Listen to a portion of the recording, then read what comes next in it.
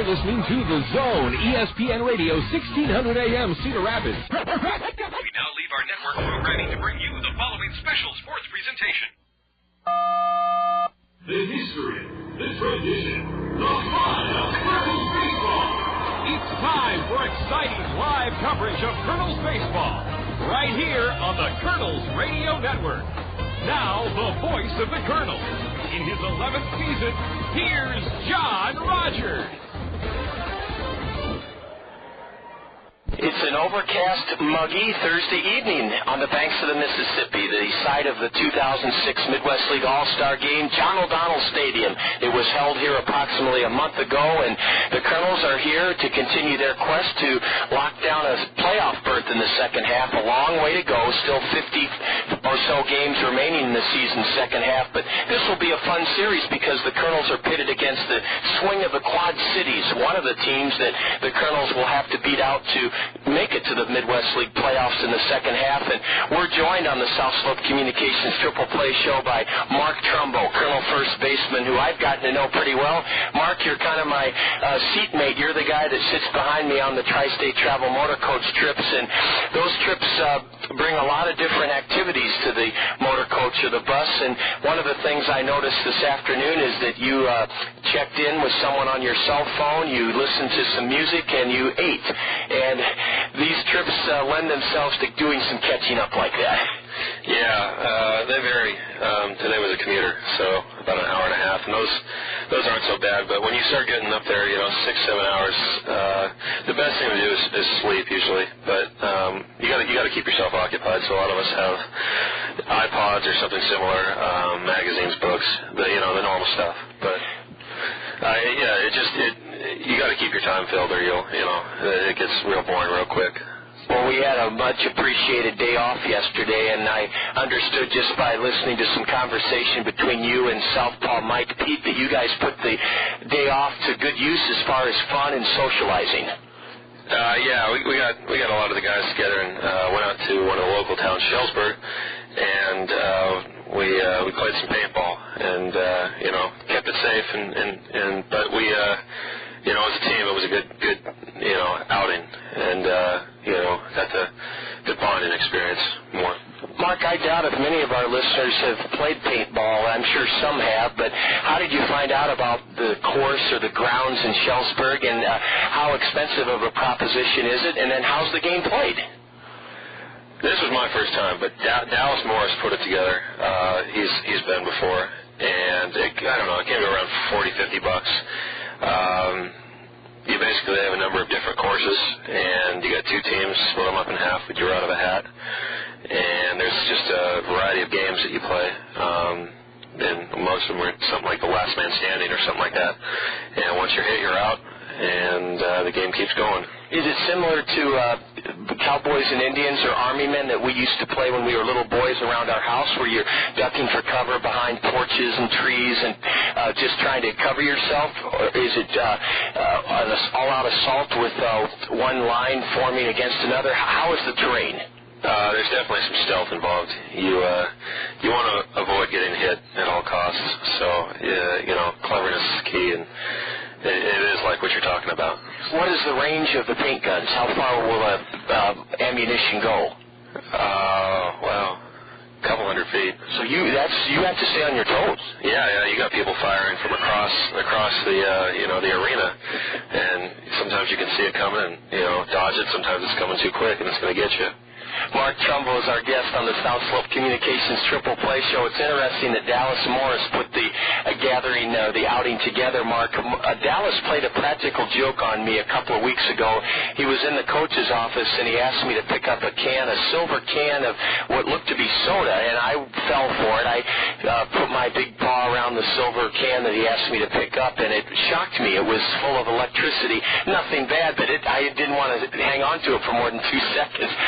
Practical joking's always been a part of professional baseball. Can you recall anything this year or your rookie year last year where somebody pulled a practical joke or a prank on you like Dallas pulled on me? There's a lot of juvenile stuff that goes on. Sometimes you'll get icy hot in the deodorant, something like that. It's kind of uncomfortable. I've had eye black in the hat. Just a number of things. Dallas has so much stuff up his sleeve, as do a lot of the guys. That nothing too harmful, I hope. No, it's all in fun. It's all in fun. Mark, you've gotten a chance to know Eastern Iowa. Everybody does when they become a colonel, and I'm sure it's different from the culture in Southern California. What are some of the main differences? What do you like about living in Eastern Iowa as a colonel, and what do you miss about Southern California? Well, I mean, I think Eastern Iowa's a little slower paced. Nothing's quite as crowded as it is back home. The freeways, for example, I don't see a whole lot of traffic, which is always a plus. It's nice. It's more. I'd say it's more relaxed. You can do what you want and not have to worry about the overcrowded or anything. As far as the weather, it's a little different. It fluctuates a lot. We get a lot of rain. Seems like once a week or so.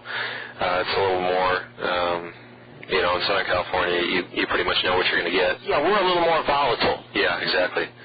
So, Mark, as far as your coming to the Angels, and it's interesting to use the term urban legend or myth or stories, we want you to explain to us, because I've heard different accounts of essentially a audition or tryout you had with the Angels, and the story goes that you were brought out to Angel Stadium in Anaheim with Mike Scioscia and Bill Stoneman looking on, and that you essentially took batting practice and hit a lot of home runs, some of them prodigious clouts, and that the so-called decision makers were so impressed they didn't want to let you leave the stadium. How much of that is true? How did your so-called audition or tryout unfold, and how big a factor was it in you signing with the Angels? Well, my draft case was a little different. I was drafted in the 18th round. Probably, from what I've heard, I was not an 18th round talent. But so in a case like that, they said, we're going to watch you play throughout the summer with the team I was playing with, and come later on, we're going to we'll reevaluate what's going on.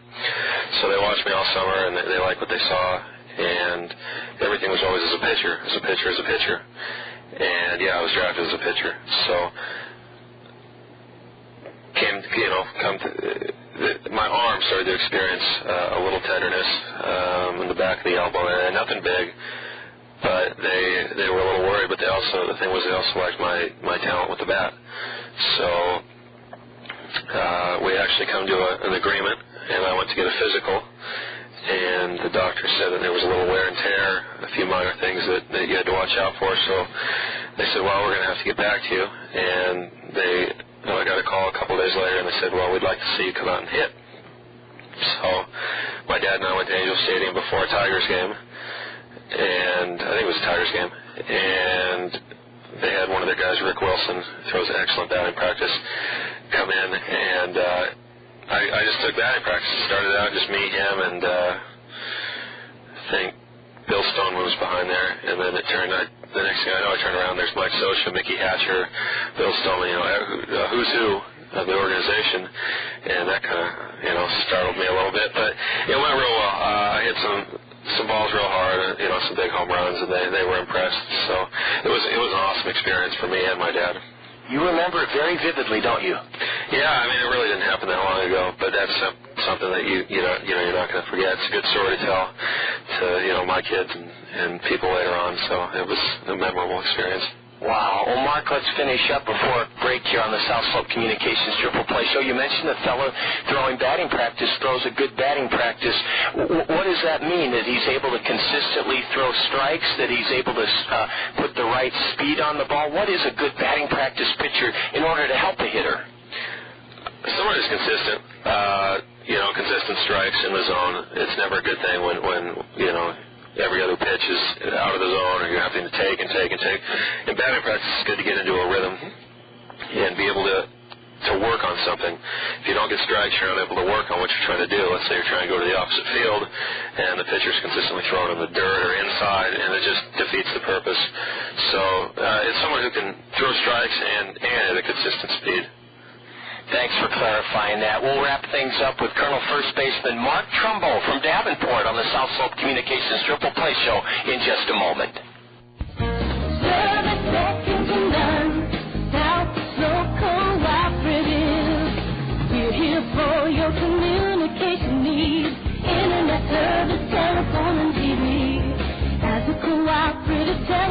and company, our members are owners who make a good team. Service second to none, South Slope Cooperative Communications. Communications Triple Play, voice, video, and data with South Slope Cooperative in North Liberty. South Slope's lineup features everything that connects you to information. Digital wireless phones, long-distance plans, data home and business wiring, video conferencing, dial-up and high-speed internet service, fiber optic installation and termination, and digital video TV service in most areas. For all your communication needs, think South Slope. Visit them at southslope.com. Mark Trumbo's visiting with us from John O'Donnell Stadium as the Kernels open up a 4-game series with the swing of the Quad Cities. Kernels playing good baseball in the second half, contending for a playoff berth. And, Mark, I wanted to talk about the progress you've made at first base. You just told us before the break that you were mainly a pitcher in high school, and you're learning to play first base, and it's been fun to watch you progress because for instance, bunts and balls hit to the right side. A lot of these plays you're having to make for the first time as a young professional, and you seem to be growing more and more comfortable and also like you belong at first base. Have you worked a lot on it? Oh, yeah, we've worked a tremendous amount. When I first signed, the footwork was an issue. I wasn't moving so well.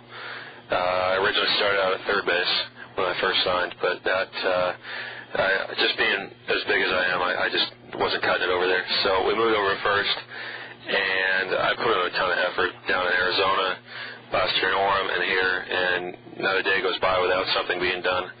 I do feel that I am more comfortable. I'd like to think of myself as at least, an average fielder. I don't want to be a detriment over there, because you can't have any weak links, and a lot of people think first base is it's a position that you can stick somewhat of a stiff over there, or somebody who just hide them over there, but that's not the case. Not at all. No, you get plays every game. You got to be agile, you got to be quick, or you're going to cost your team. And that's what I try and do. I try and be an adder over there and contribute when I can.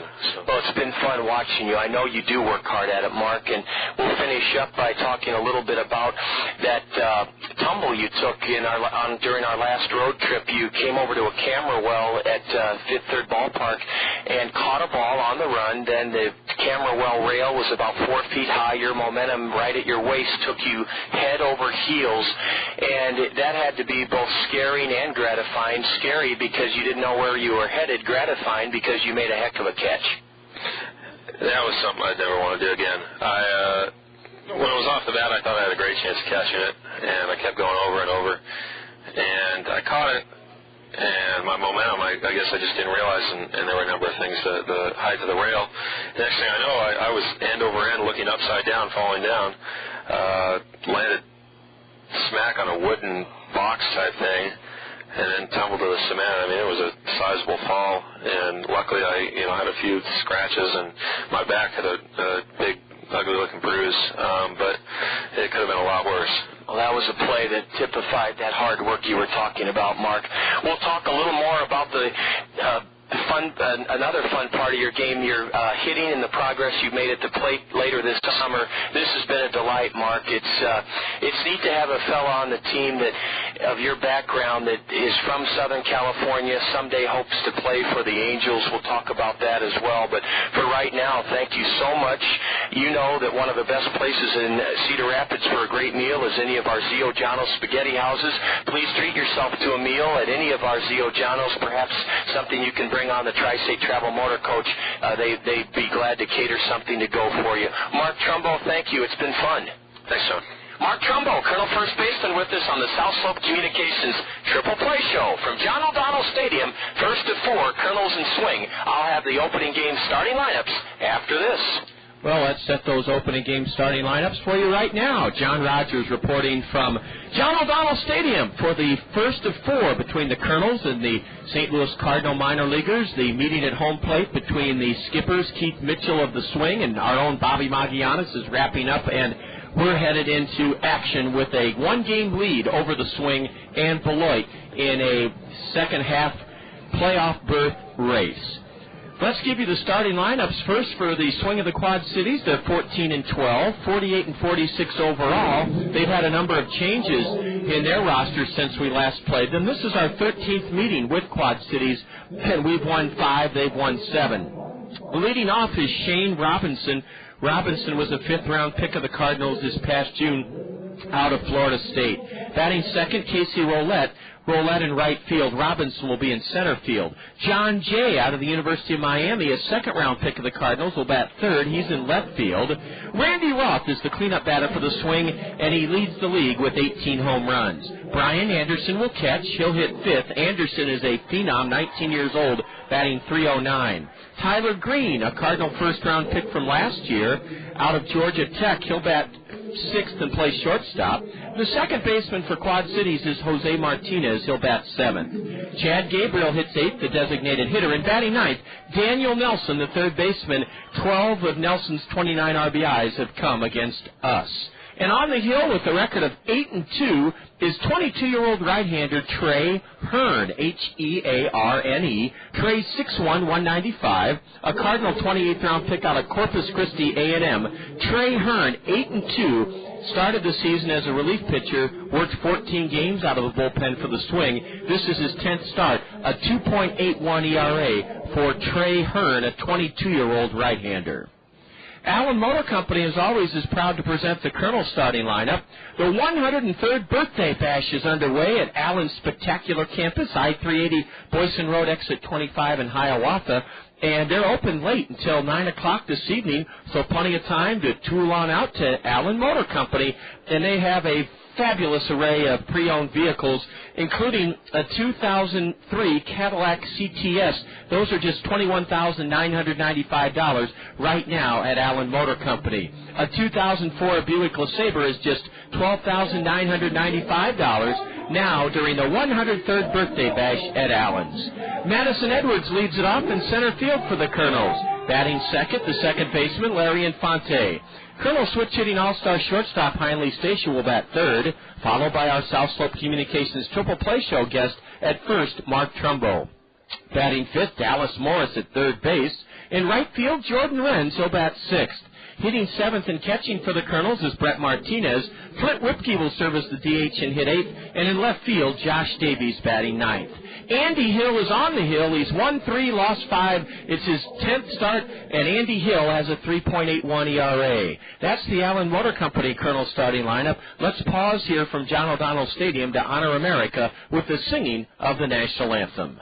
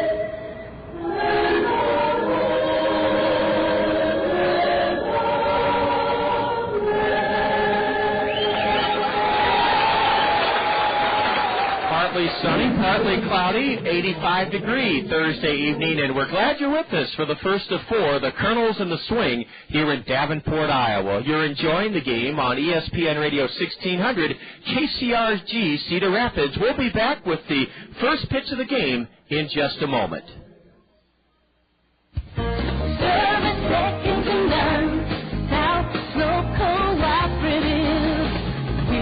For your communication needs, internet service, telephone, and TV. As a cooperative telephone company, our members are owners who make a good team. Service second to none, South Slope Cooperative Communication. Communications Triple Play, voice, video, and data with South Slope Cooperative in North Liberty. South Slope's lineup features everything that connects you to information.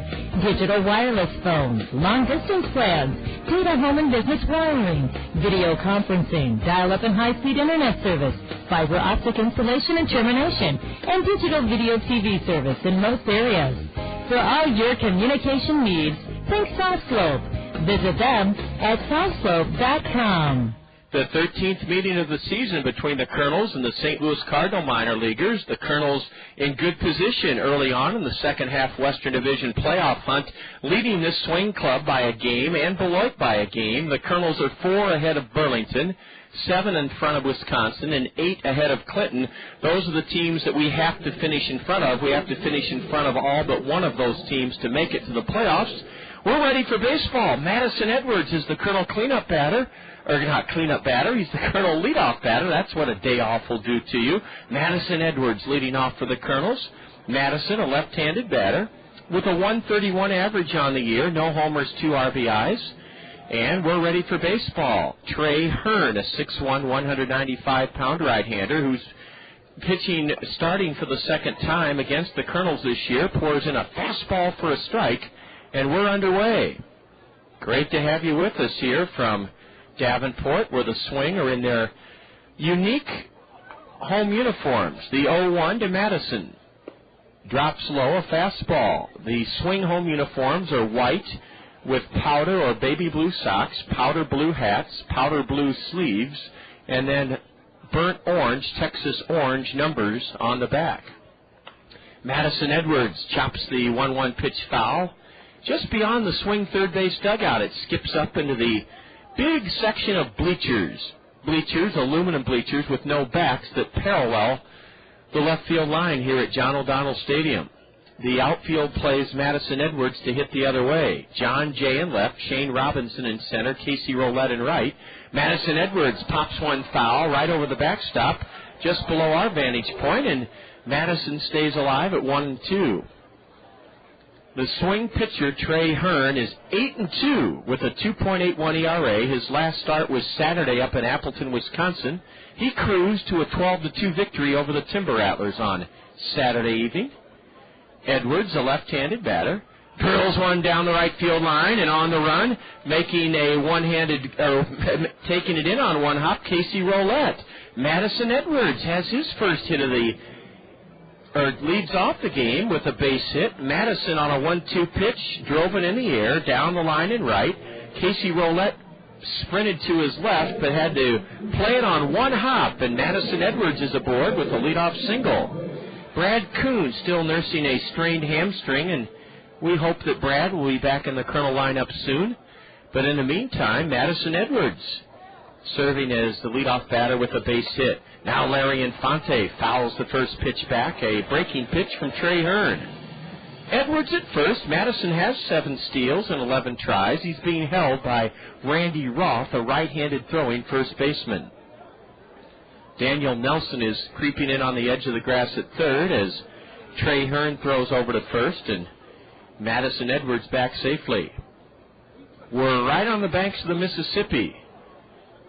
The right field wall is less than 40 feet from the shores of the muddy Mississippi, which is kind of a, silverish color, grayish-silver, kind of a slate color on this early Thursday evening. Larry Infante powders the next pitch foul straight back, and it's 0-2 to the Colonel left-handed hitting second baseman Larry Infante from Venezuela, batting .229. 3 homers for Larry, 24 driven in, a throw to first, and Madison Edwards back safely. Colonels are 15-11 in the second half, and Quad Cities 14-12. The 0-2 from Hearn, a breaking pitch, is looped into shallow left center, and coming on to make the grab is Shane Robinson, the center fielder. Robinson had to scoot over quickly to his right to make the catch. Larry Infante has flown to center. Shane Robinson is from Florida State, and he's only 5'6". He's tiny out there, 5 feet 6 inches tall. 1 on, 1 out for Colonel All-Star switch hitting shortstop, Heinley Stacia. Heinley's average is dipped just below the 300 mark at .299. 1 homer, 29 RBIs for Stacia out of Curacao, the Netherlands, just off the coast of Venezuela. Heinle leads the Kernels with 25 doubles. Madison Edwards draws a throw, and he's back again standing up. Here's a high fly ball into shallow center. Shane Robinson drifts in a few steps and puts it away. First pitch swinging, Heinle Stacia skies to center. 2 gone here in the Kernel first inning, and the batter, our South Slope Communications Triple Play Show guest, Mark Trumbo. Mark told us about the expedition that Dallas Morris organized yesterday. The fellas, the Kernels, went out and played paintball in Shellsburg, Iowa. Mark said it was a lot of fun, and that, some of the artillery or some of the rounds of paintball ammunition do leave a little bit of a welt on your body, but nothing that you can feel. A pitch in the dirt, and dashing to second ahead of the throw by Bryan Anderson is Madison Edwards. That's going to be a wild pitch charge to Trey Hearn. Madison was not running, but he took off when he saw ball 1 skip into the dirt to Mark Trumbo. That gives the Kernels a chance here in the first to take the lead. Trey Hearn, in 77 innings, this right-hander out of Corpus Christi A&M in Texas, has only given up 66 hits in 77 innings, struck out 74 in 77 innings, walked 15 rather. He's walked 15 in 77 innings. His fastball is upstairs. It's 2-0 to the Kernel right-handed hitting cleanup batter, Mark Trumbo. Mark is second to Jordan Renz on the team with 11 home runs, and he's also second to Jordan in RBIs. Mark has 42 runs driven in. .221 hitter. Straightaway stance. Ball 3 high and outside. A light breeze is blowing from the left field foul pole out towards center field. It's 400 feet to dead center here at John O'Donnell Stadium. A dark blue hitter's eye, a 12-foot high wall in center, and above it is a black net that's 20 feet high. A 3-0 delivery from Hearn is a strike call to Mark Trumbo. We're just underway. The first of 4 here in Davenport. And the Kernels have Madison Edwards aboard at second with 2 out. Strike 2 called, a fastball from Hearn, taken at the belt by Mark Trumbo. The lights have just been turned on here per order of our plate umpires. Kellen Levy calling the balls and strikes. DeAndre Anderson on the base paths. Let's see what happens on this payoff offering from Hearn to Mark Trumbo. Outside, a fastball, ball 4. First and second, 2 out for one of the hottest Kernel hitters, Dallas Morris. Dallas in his last 6 games is 8 for 22. Morris, a right-handed batter, has lifted his average to .236. He's belted 6 home runs, driven in 39. Our umpires, Kellen Levy calling the balls and strikes, his partner on the diamond, DeAndre Anderson, are sponsored by Anderson and Brown Eye Care, the official eye care provider of the Kernels. Dr. Tom Anderson, Dr. Todd Brown are Kernel season ticket holders. 2 on, 2 out for Morris. A curve is low for ball 1. Anderson and Brown Eye Care, their new location is just off I-380 Boyson Road, exit 25 in Hiawatha. It's completely wheelchair accessible. They have evening and Saturday hours for your convenience, and they can do it all for you right on site. Examine your eyes, and then you can pick out your eyeglasses and contact lenses at Anderson and Brown Eye Care, where things are coming into focus. Dallas Morris lifts a 1-0 pitch foul over the first base grandstand. There's no grandstand roof per se here at John O'Donnell Stadium. It's an open-air structure, no grandstand roof. There are, however, 16 luxury suites to my left and my right.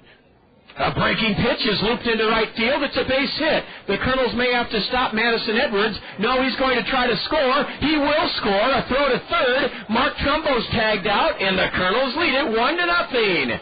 Dallas Morris comes through with a 2-out RBI single into right field. I thought Casey Roulette had a shot at throwing Edwards out, but Madison scored. Casey Roulette did hit the cutoff man, and Mark Trumbo was tagged out trying to go first to third to end the inning. Dallas Morris continues his hot hitting, giving the Kernels a 1-0 lead here in the first inning with an RBI single into right. It came with 2 out.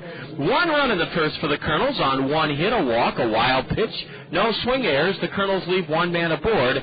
Trumbo is out, right field, to first base, to third base, 9-3-5. Mark Trumbo cut down trying to go from first to third on the 2-out RBI single by Dallas Morris. After 1/2 inning in Quad Cities, Kernels 1, Swing coming to bat.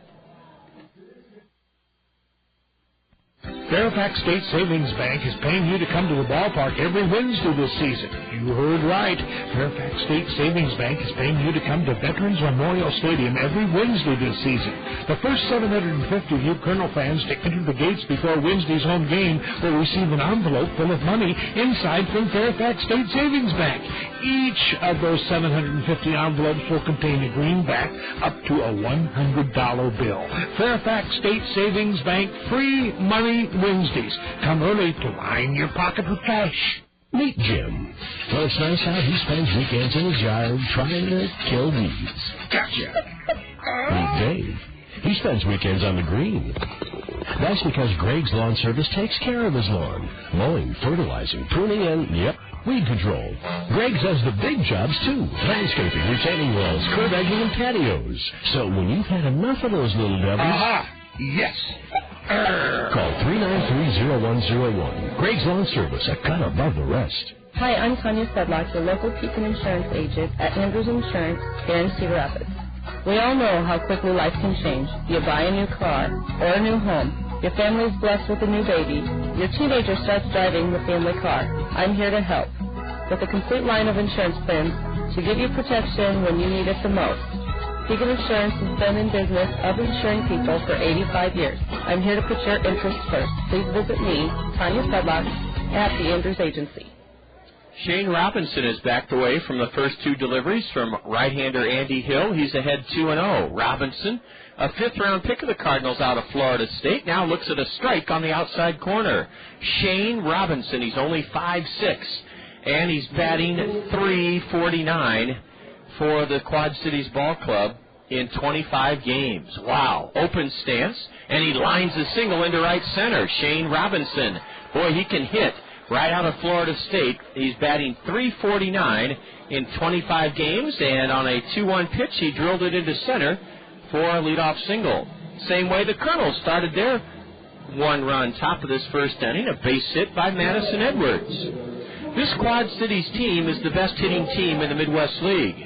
They're batting .270 as a team. Contrast that with our team batting average of .236, and it's a fairly substantial gulf, .270 to .236. But we've got the swing on the pitching end. We're a better pitching ball club. Looping the first pitch foul from Andy Hill way down the right field line onto a gray concrete picnic tarmac. Strike 1, Casey Roulette.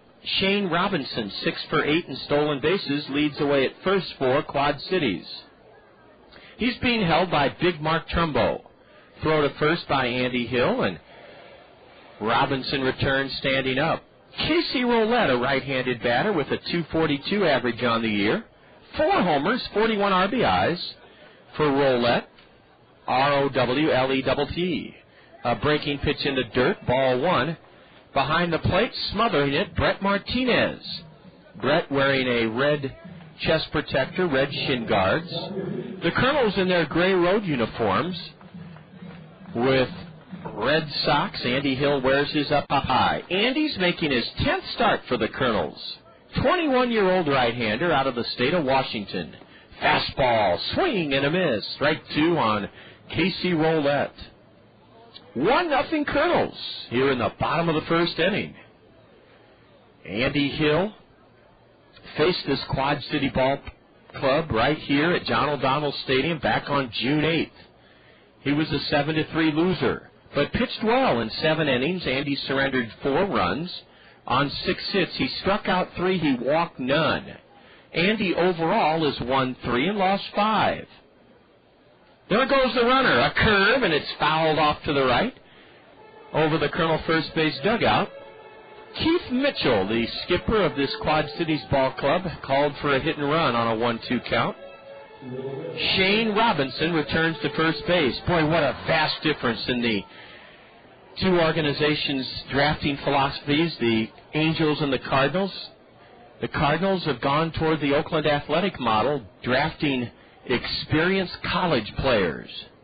Swing and a miss, a fastball down and away. Casey Roulette fans, one gone here in the swing first inning. Holding it first, Shane Robinson. 1 on, 1 out, 1-0 Kernels. Here comes another Cardinal draft pick from this past June out of the University of Miami, Jon Jay. That sounds like somebody that might have signed the Declaration of Independence, Jon Jay. John batting .329 in 18 games. Out of the University of Miami, a Hurricane. Strike one on the outside corner to the left-handed batter, Jon Jay. Jonjay. Simple as it gets. 1 homer, 16 RBIs in 18 games. Man, the Cardinals draft these kids out of college. They come into the Midwest League, and they make a big difference. The Angels have gone with a different philosophy, which has been highly successful, and that is to draft fellows younger and start them in rookie ball and bring them along more slowly. And there's advantages to both philosophies. The Angel philosophy has certainly been proven out with a world championship team in 2002, a Western Division title last year, a resurgent ball club before and after the All-Star break. The Angels are playing great baseball. There's a pop foul down the left field line beyond the Quad City bullpen, which is full of their relief corps. The Colonel bullpen has also been dispatched down the right field line. 0-2 to Jon Jay. Andy Hill's last start was Saturday at home against Southwest Michigan. He was beaten by the Devil Rays 9-3. Fastball upstairs to Jay for a ball. John wears his powder blue socks up high for the swing, who wear vest tops with those burnt orange numbers on the back. The first digit is smaller than the second. Smaller in height, that is. Jon Jay points the barrel of his bat towards the dirt, and a changeup just misses, according to the plate umpire, Kellen Levy. That looked good enough to be strike 3 called. But instead it's 2-2. Plate umpire, Kellen Levy. 1-0 Colonels. We're in the bottom of the first inning. A throw to first, this one high. Mark Trumbo had to come off the base and reach high to nab it. Andy Hill's pitched 56 2/3 innings and only allowed 54 hits in 56 2/3.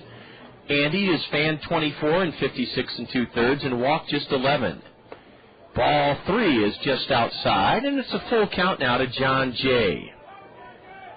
Jon Jay from the University of Miami. Second-round pick of St. Louis this past June. We just don't get draft picks in Cedar Rapids. That's not the way the Angels operate. There's ball 4 upstairs. You hate to lose a guy when you're ahead of him 0-2. The key pitch in the sequence was a 1-2 delivery that looked like strike 3, a changeup, but it was called ball 2, and then Jon Jay wound up going from an 0-2 count to drawing a walk. That's not what Andy Hill wanted to do. Now the tying run's at second, the go-ahead run at first, and the batter Randy Roth. Randy hitting .314. How do you like the averages in this dispersed in this swing lineup? .349, .329, .314, .309, .303, .309. That's why they're hitting .270 as a team. 2 on, 1 out for Randy Roth. And a breaking pitch is over, but high, ball 1 to Randy. Randy is tied for 6th in the league with a .314 average. Roth leads the Midwest League with 18 home runs, and he's second in the league with 67 RBIs. Right-handed batter who bats from an extremely low crouch. Bends way down. Curve, and it's lofted foul off to the right. Strike 1 to Randy Roth. Randy's out of Southeastern Louisiana University. He was a Cardinal 10th-round pick last year. No, the last draft choice I remember getting after an Angel draft was Adam Pavkovich 4 or 5 years ago. the Angels have a philosophy of drafting younger fellas, and even if they draft college guys, they put them in either Orem or Mesa for rookie ball. And there's nothing wrong with that. Roth tags one high in the air to center. Drifting over to his right is Madison Edwards to make the catch. Tagging and advancing to third is the lead runner, Shane Robinson. Randy Roth hit a high fly ball to straightaway center, deep enough for Shane Robinson to tag and advance to third. First and third, 2 away for 309 hitting Bryan Anderson. Boy, it's surprising the Swings record is only 14-12. They have so many good bats in their lineup. So many high draft picks. Bryan Anderson, a 4th-round pick of the Cardinals last year. He's from California. He's only 19 years old. The left-handed batter is 5th in the league with a .402 on-base percentage. Andy Hill working from the stretch with runners at the corners. 2 gone, 1-0 Kernels, bottom of the first inning. Beautiful curve ball. The plate umpire called it ball 1 outside, but it was a good pitch. State Farm Insurance agents Gary Schubat, Brad Dunn, Dale Thompson, and Al Shetler bring us our first look at the State Farm Major League scoreboard. There were 5 games this afternoon in the big leagues. Strike! 1 called on the outside corner from Andy Hill to left-handed hitting catcher Bryan Anderson. The Tigers won a big one at Comerica Park this afternoon. They trimmed the White Sox 2-1. At the Metrodome, the Twins turned back the Devil Rays 6-4. There's strike 2, a changeup at the knees to left-handed hitting Bryan Anderson. Again, the Twins 6, the Devil Rays 4 at the Metrodome this afternoon. And at Fenway Park, it was the Red Sox dumping Texas 6-4. We'll get to the National League in a moment. Runners at the corners, 2 away. 1-0 Kernels, bottom of the first. Anderson, line shot into right, a base hit. Trotting home from third, Shane Robinson. Stopping at second is the go-ahead run, Jon Jay.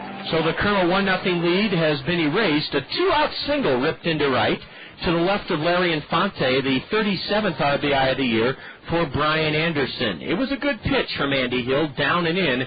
Anderson went down to get it, and he hit it hard into the hole between Infante and Trumbo. No chance for Jordan Renz to throw the runner out at the plate. Shane Robinson scored from third. Jon Jay stopped at second, and we're tied 1-1. Another first-round pick of the Cardinals now bats, Tyler Greene. He was their first-round pick last year. Man, with the talent on this Quad Cities ball club, you'd almost think they should be playing in St. Louis. Strike 1 on the inside corner to Tyler Greene. 22 years old out of Georgia Tech. Tall right-handed batter, 6'3", 180. Hitting .303 in 16 games, 8 homers, 21 RBIs. We're tied 1-1 here in the bottom of the first inning. Andy's 0-1. Slashed foul off to the right, strike 2. Well, no argument with the way Andy Hill's pitched in this inning. The only mistake he made was walking Jon Jay after getting ahead of him 0-2. That's the only mistake Andy Hill has made. Otherwise, he's pitched very well in the first inning. Tyler Greene, a right-handed batter with a slightly open stance on an 0-2 delivery, fouls a curveball straight back. In the National League on the State Farm Major League scoreboard this afternoon at Wrigley Field, the Cubs beat the Astros 4-1. And in Cincinnati, the Reds bowed to the Mets, 4-2 Mets. It's a light slate of games tonight on the State Farm Major League scoreboard.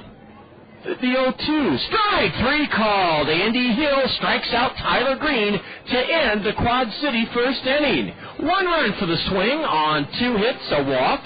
There were no Colonel errors. Quad Cities lead the pair. We go to the second inning. It's the Colonels 1 and the Swing 1. There's a lot you can do to satisfy your taste for Italian. You can marry one. You can drive one. Or you can go to Zio Giano's and feast on Zio's homemade bread, pizzas, and pasta, authentically prepared in Zio Giano's famous Italian style. Zio Giano's for the hometown taste of Italy. Oh, come to Zio Giano's, our pasta makes you Zio. Come to Zio Giano's for real Italiano. Come to Zio Giano's, the pasta makes What do I get at Cost Cutters? Hey, my hair is my trademark. I gotta be able to count on a good cut and stuff to keep my hair looking thick, even if it's not. I get a good cut, no long wait, a smile, and a little something left over in my wallet. I get little trims that keep my hair long and healthy, and stuff to make it loose and curly one day, straight and sassy the next. With expert stylists trained in the latest trends and techniques and your favorite professional styling and hair care products, you'll always get what you're looking for at Cost Cutters. At Cost Cutters, you can always count on convenient, affordable, professional care and products that help you create just the style you want. At Cost Cutters, you'll always get a little more. What do I get at Cost Cutters? A slick, clean cut, great highlights, and a little wink from the hottest stylist I've ever seen.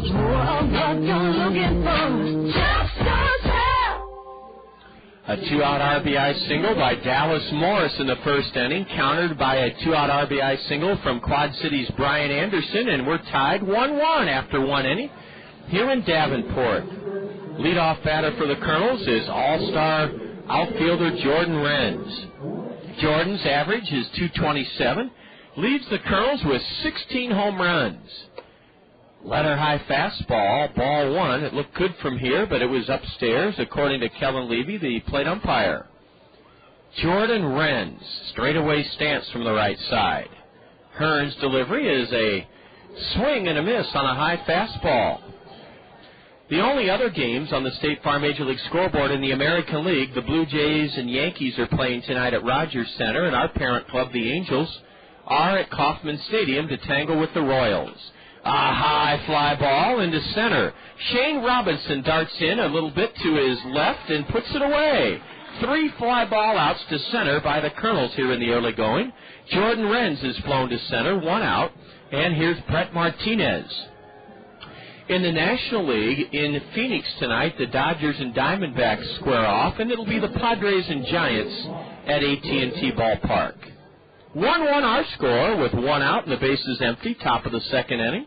Brett Martinez, right-handed hitting Colonel catcher, takes a fastball in for a strike. It's 3:43 down the left field line here at John O'Donnell Stadium. A blue 8-foot-high padded wall with a halfway up, it's a screen so that folks on the grass slope seating berm just above the left field wall can peer through that screen. Ball one glides inside to the Colonel catcher, Brett Martinez. Brett's been stroking the ball well of late. He's hitting .231 with 4 homers and 28 driven in. A fastball, and that one's powdered foul in the air, high off to the right, strike 2 to Brett. Down the right field line here at John O'Donnell Stadium, 3:18. And beyond the right field wall, a big barge with 1, 2, 3, 4, 5 sections is motoring upriver. The apparatus, or the name of the boat that pushes the barge, is called a tug or a tow. And they all have different names. They have a radar tracking device on top. It's going right underneath the Centennial Bridge. Ball 2 outside to Brett. Now a tip foul off the batter Martinez's foot. It rolls up the third base line. Yeah, that barge is moving at a good clip. I don't know how many knots, but I'd say it's going at least 12 to 15 miles an hour. Upriver, underneath the 5-arch span of the beautiful Centennial Bridge that connects Davenport to the state of Illinois over in Moline. Martinez bounces the 2-2 pitch to short. Tyler Greene has it and throws Brett out. 2 away here in the Colonel's second inning. Brett Martinez grounds to short. 1-1 our score. Here's Flint Whipke, the Colonel DH. Flint batting .249. 2 homers, 25 RBIs for Flint Whipke.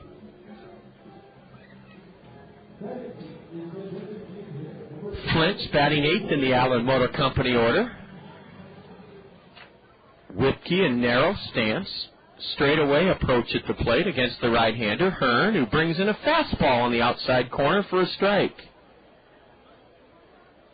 The Kernels are only hitting .212 against swing pitching this year, yet we've won 5 of the 12 games between our two clubs. Ball 1 low and in, a fastball from Trey Hearn. who pitched 7 innings Saturday night up in Appleton, Wisconsin in his 12-2 win. Gave up 2 runs in 7 innings on 8 hits, struck out 4, walked none. Swing and a miss on a pitch low and away, and it's 1-2 to Flint Whipke.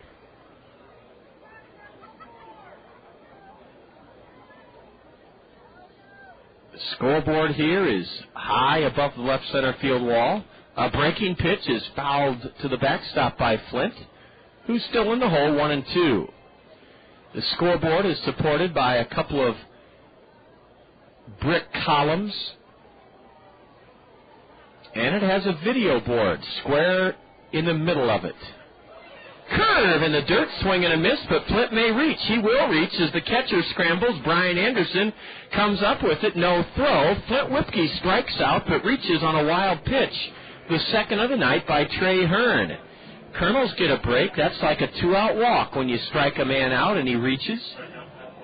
It's not a wild pitch. They've charged the catcher with a pass ball. Bryan Anderson's been charged with a pass ball that allows Flint Whipke the go-ahead run in this game to reach first. And here's the number 9 hitter, Josh Davies, 20-year-old Australian. Davies takes a healthy cut and fouls the first pitch straight back. Josh is playing in his 18th game as a Colonel. Davies batting .194, 2 homers, 13 RBIs. Josh Davies does not wear batting gloves, uses a burgundy-colored bat, and lays off a changeup in the dirt from Trey Hearn. We're tied 1-1. Top of the second. Whipke leads away at first. He's being held by Randy Roth. 1 ball, 1 strike to right-handed hitting Josh Davies, who stands straight away. And rips one into right field. A sinking liner coming on to stab it. Casey Roulette. Ooh, boy, did Josh Davies ever smack that pitch hard. Roping it into right, a line out to right to end the inning. No runs for the Kernels, no hits. There were no swing errors. The Kernels leave 1 man aboard. He reached on a strikeout and a passed ball. Flint Whipke stranded at first. The Kernels have left a pair. Back to the hill, Andy Hill for the Kernels after an inning and a half. Kernels 1, swing 1. Remember just a few years back when experts predicted that the wonders of the computer, internet, and email would result in a paperless society? Well, if your household or office is anything like mine, you're probably wondering when that paperless society is coming. Amazing but true, nearly 30% of all paper ends up in the wrong place, our landfills. So the next time you catch yourself about to throw paper away in your garbage, pause for just a second, and instead put it in your blue recycling box. A paperless society? Not yet. But a smarter society? Yes. When we choose reuse by recycling. Summer's the best time to enjoy fresh, colorful flowers and blooming plants. Peck's Flower Shop and Garden Center has the finest quality flowers and plants for indoors and outdoors. Plus, Peck's will provide you, the customer, with all the free expert advice you'll need to make your flowers and plants grow their very best. Family-owned and serving eastern Iowa since 1956, Peck's offers you the best plants and flowers available. Peck's is your professional and award-winning FTD and Teleflora florist, your certified and year-round garden center, nursery and landscape headquarters, and plant and flower mecca. Stop in often for Peck's fresh flowers and blooming plants this summer. Peck's Flower Shop and Garden Center, nursery and landscaping at the corner of Blair's Ferry and Edgewood Road, northeast.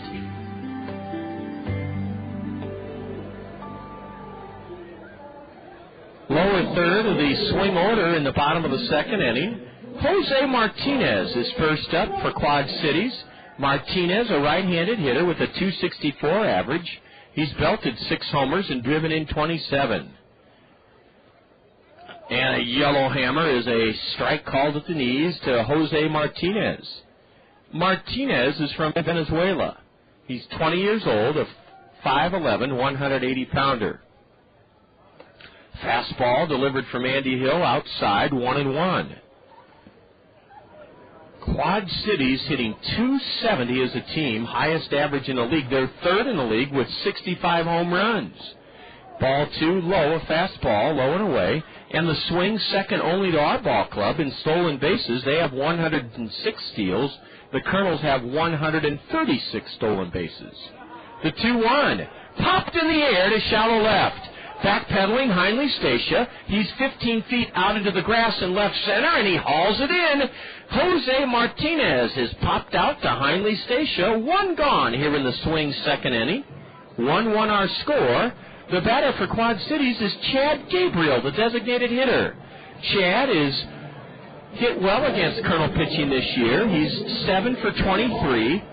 Chad Gabriel batting .309 overall. Gabriel has 3 homers and has driven in 13 runs. He's from Santa Ana College, and a fastball from Andy Hill is a strike on the inside corner to Chad Gabriel, 6'2", 195, 21-year-old. Check that, he's now 22, and he's from Norwalk, California. Gabriel falls behind as he cranks a pitch foul weakly down the third base side, and it's 0-2 to Chad Gabriel. Dallas Morris at third for the Kernels. Up the middle, Stacia and Infante at short and second, and Mark Trumbo at first, the catcher. Brett Martinez hangs the sign for the Colonel's 6'3" right-hander, and a fastball high in the zone, and it's fouled straight back. 1-1 our score, bottom of the second inning. It's Davies in left, Madison Edwards in center, and Jordan Renz in right. And taking a fastball high and in is the right-handed batter, Gabriel. Chad played his last 2 seasons, his first 2 years in pro ball in Johnson City in the Appalachian League. Hit .290 in 2 years, and he drills one to third. It's caught by Dallas Morris. Chad Gabriel hit a smoking bullet at the hot corner, and Dallas Morris stabbed it chin high for the second out here in the Quad Cities second inning. 2 gone for the swing, and the batter Daniel Nelson. There are no signs on the outfield walls here except the 4 that are embedded into the left center and right center field walls. A big lollipop curve is upstairs to the switch-hitting number 9 batter, Daniel Nelson.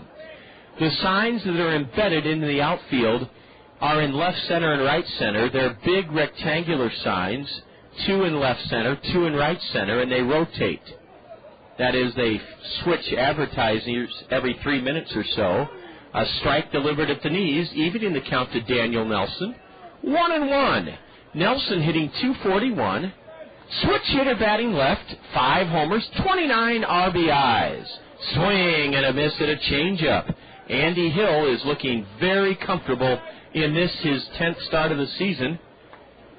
He's getting ahead of most of the Quad City batters. Daniel Nelson has 29 RBIs. 12 have come against our ball club in the 12 games we've played against the swing. Nelson pops the 1-2 pitch up behind third in foul territory near the bag, and it's gloved by Dallas Morris. A 1-2-3 inning for Andy Hill. Andy Hill sets the swing side down in order, and we go to the top of the third inning. Great to have you with us for Colonel Baseball here in the zone. After 2, Colonels and swing tied 1-1. Pepsi Smash. Hey, it's Mariah Carey. So you know that feeling you get when you meet someone new and like you got those butterflies every time when they call? Well, here's a ringtone that I created just for that moment. And you can only get it at PepsiSmash.com. Then there's the flip side. The guy you chose to give the heave-ho 2 years ago, but he still keeps calling. Well, here's your signal not to pick up the phone. Nice, huh? There's only one place you can get these, PepsiSmash.com. Pepsi gives you the chance to get original, exclusive ringtones created by your favorite artists like Mariah Carey. Look under specially marked Pepsi caps and log on to PepsiSmash.com for information. 1 in 3 gets a ringtone. Also enter for a chance to win the newest Motorola cell phones. A winner every 10 minutes. No purchase necessary. Promotion subject to official rules at PepsiSmash.com. Internet access required. You must be 13 or older to play. Promotion ends 8/6/06. Ringtones must be downloaded by 8/20/06. Void where prohibited. Imagine the convenience of accomplishing your next real estate transaction under one roof. Buying a home, selling a home, or securing the right mortgage loan are simple and worry-free at Todd Financial Services. Todd Financial Services knows that you've worked hard to be able to make the dream of home ownership a reality. Todd Financial Services understands that people do business with people they trust. You can count on Todd Financial Services to put you and your needs first so that your real estate transactions are pleasurable. Kernels bat in the top of the third inning with a 1-1 score here in Davenport. Madison Edwards drilled a single into right, advanced to second on a wild pitch in the first inning, and came home on a 2-out RBI single to right by Dallas Morris. Madison batting for the second time against Trey Hearn. Madison Edwards lifts one in the air to right. Coming on is Casey Roulette. He waits in medium right and puts it away. Madison Edwards' first pitch swinging is hoisted one into right. 1 pitch, 1 out here in the Kernel third inning. We're back at home for a 4-game series against the Oakland A minor leaguers, the Kane County Cougars. The Cougars own the best record in the Western Division second half. They're 17-9. And we play them Monday night, Monday through Thursday nights. All 4 games get underway at 7. The gates open at 6. Strike one call to Larry Infante, who flew out to center his first time up. Hearns 0-1. Low, a fastball. Monday night, this Monday the 24th, a Dollar Dog Monday. That means hot dogs are only $1. On Monday night, Infante squibs a 1-1 pitch foul. He's in the hole 1-2. It went between the legs of Bryan Anderson, the catcher. Then Tuesday at home against Kane County, you can enjoy any regular sandwich, including a hamburger or cheeseburger, plus a beverage and bag of chips for just $5. That's a Triple Play Tuesday, this Tuesday, July 25th. Trey Hearn catches Larry Infante looking on a fastball on the inside corner. That's the second strikeout for Hearn, and there are 2 gone here in the Kernel third inning. The batter, Heinley Stacia. Heinley flew out to center in the first inning. 1-1 our score, 2 out, nobody on here in the top of the third inning. Heinley, a switch hitter batting left, uses a wide ash bat and takes a thigh-high fastball for strike one. Both right-handers, Colonel Andy Hill, swing Trey Hearn, are powdering in aspirin tablets here in the early going. A fastball is downstairs, and it's 1-1 to Heinley. 1-1, top of the third inning. Stacia looks at ball 2 just low. Wednesday, we play at home, the 26th, and Fairfax State Savings Bank will be giving out money to the first 750 of you Kernel fans to come to the ball game Wednesday. Ball 3, low and in, 3-1 to Stacia. It's a free money Wednesday, this next Wednesday, the 26th of July, sponsored by Fairfax State Savings Bank. The 3-1 to Heinley. Strike 2 called, and the count full now. That was a fastball. If you're among the first 750 fans to come to the ball game and go through the gates this coming Wednesday, you'll receive an envelope with cash in it, ranging from $1 to $100. Heinley Stacia takes low and in, ball 4, and he's aboard with 2 out here in the Kernel third inning. Stacia walks, and that brings up Mark Trumbo, who walked in the first inning. Boy, it's great. The Kernels have been much more selective and working deeper into counts in the second half, and even without Brad Kuhn and Stephen Merrick and Nick Aidenhart, Merrick and Aidenhart, the pair of Kernel 10-game winners, promoted to Rancho Cucamonga, and Brad Kuhn nursing a sore hamstring, this ball club has really shined in the second half at 15-11. A strike on the outside corner to Trumbo. Now a throw to first, and Stacia dives back in safely. Heinley has 17 steals in 30 tries. Swing and a miss by Trumbo. He's in the hole 0-2. I want to thank Stella Siver. Stella, I received your email this evening, and thank you so much for your kind words about our broadcasts, our reading program, and the article that Jim Ecker authored in the Gazette on Tuesday morning. That was wonderful, Stella, of you to email me here in Davenport with those kind words. Ball 1 outside to Mark Trumbo.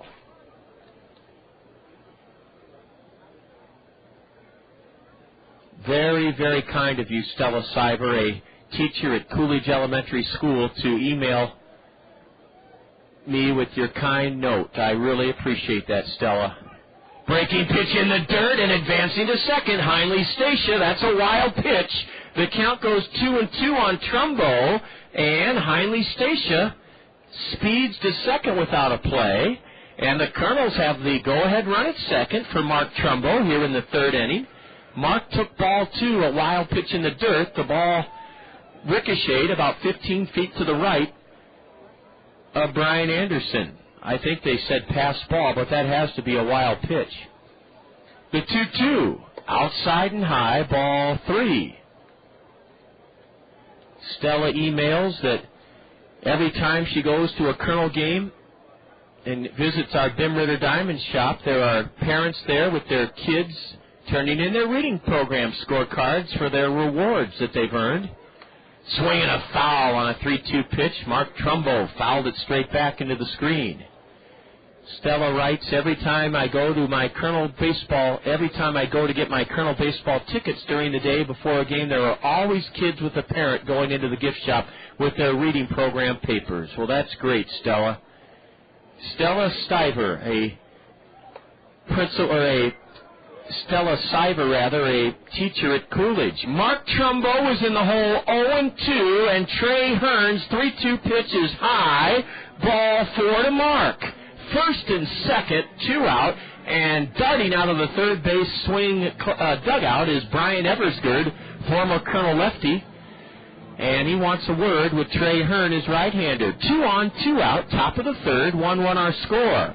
Stella Stiver writes, today she went into the Bim Ritter Diamond Shop to buy something, and sure enough, several kids and parents came in again to turn in their Toyota Financial Services Gazette, Culver's Frozen Custard and Butterburgers, Bloomsbury Farm Summer Reading Program scorecards.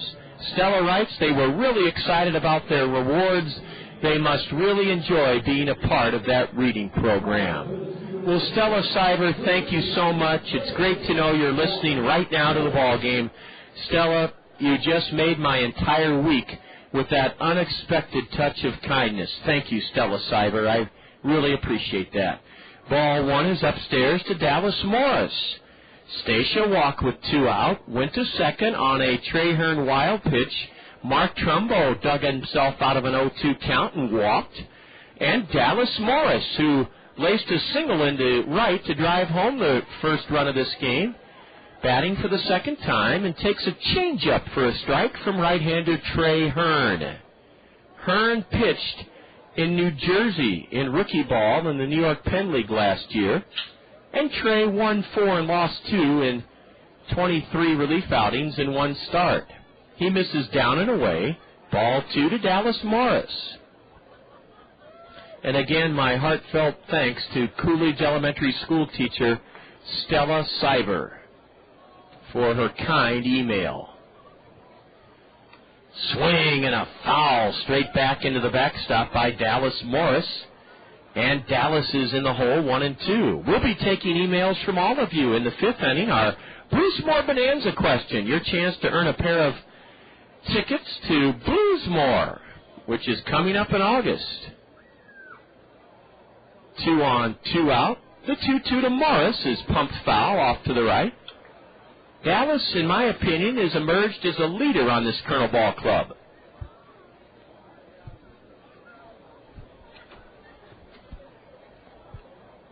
He's just one of those guys that has some natural leadership qualities. He works hard, and he expects the same from his teammates. Dallas fights off a good pitch in on his hands and fouls it straight back. Kernels battling here in the 3rd inning, trying to take the lead in a 1-1 contest. Stacia at second, Mark Trumbo at first as Hearn comes set below the belt. Checks Heinley, delivers to Dallas, a curve blowing outside. Ball 3. Boy, the Kernels have had good at-bats in this inning. Edwards flew out, first pitch swinging to right. Infante struck out looking. Stacia walked. Trumbo, after going in the hole 0-2, walked. The runners go. And Dallas Morris, protecting the plate, fouls one high in the air off to the right. The seats here at John O'Donnell Stadium, we have a very good crowd here tonight.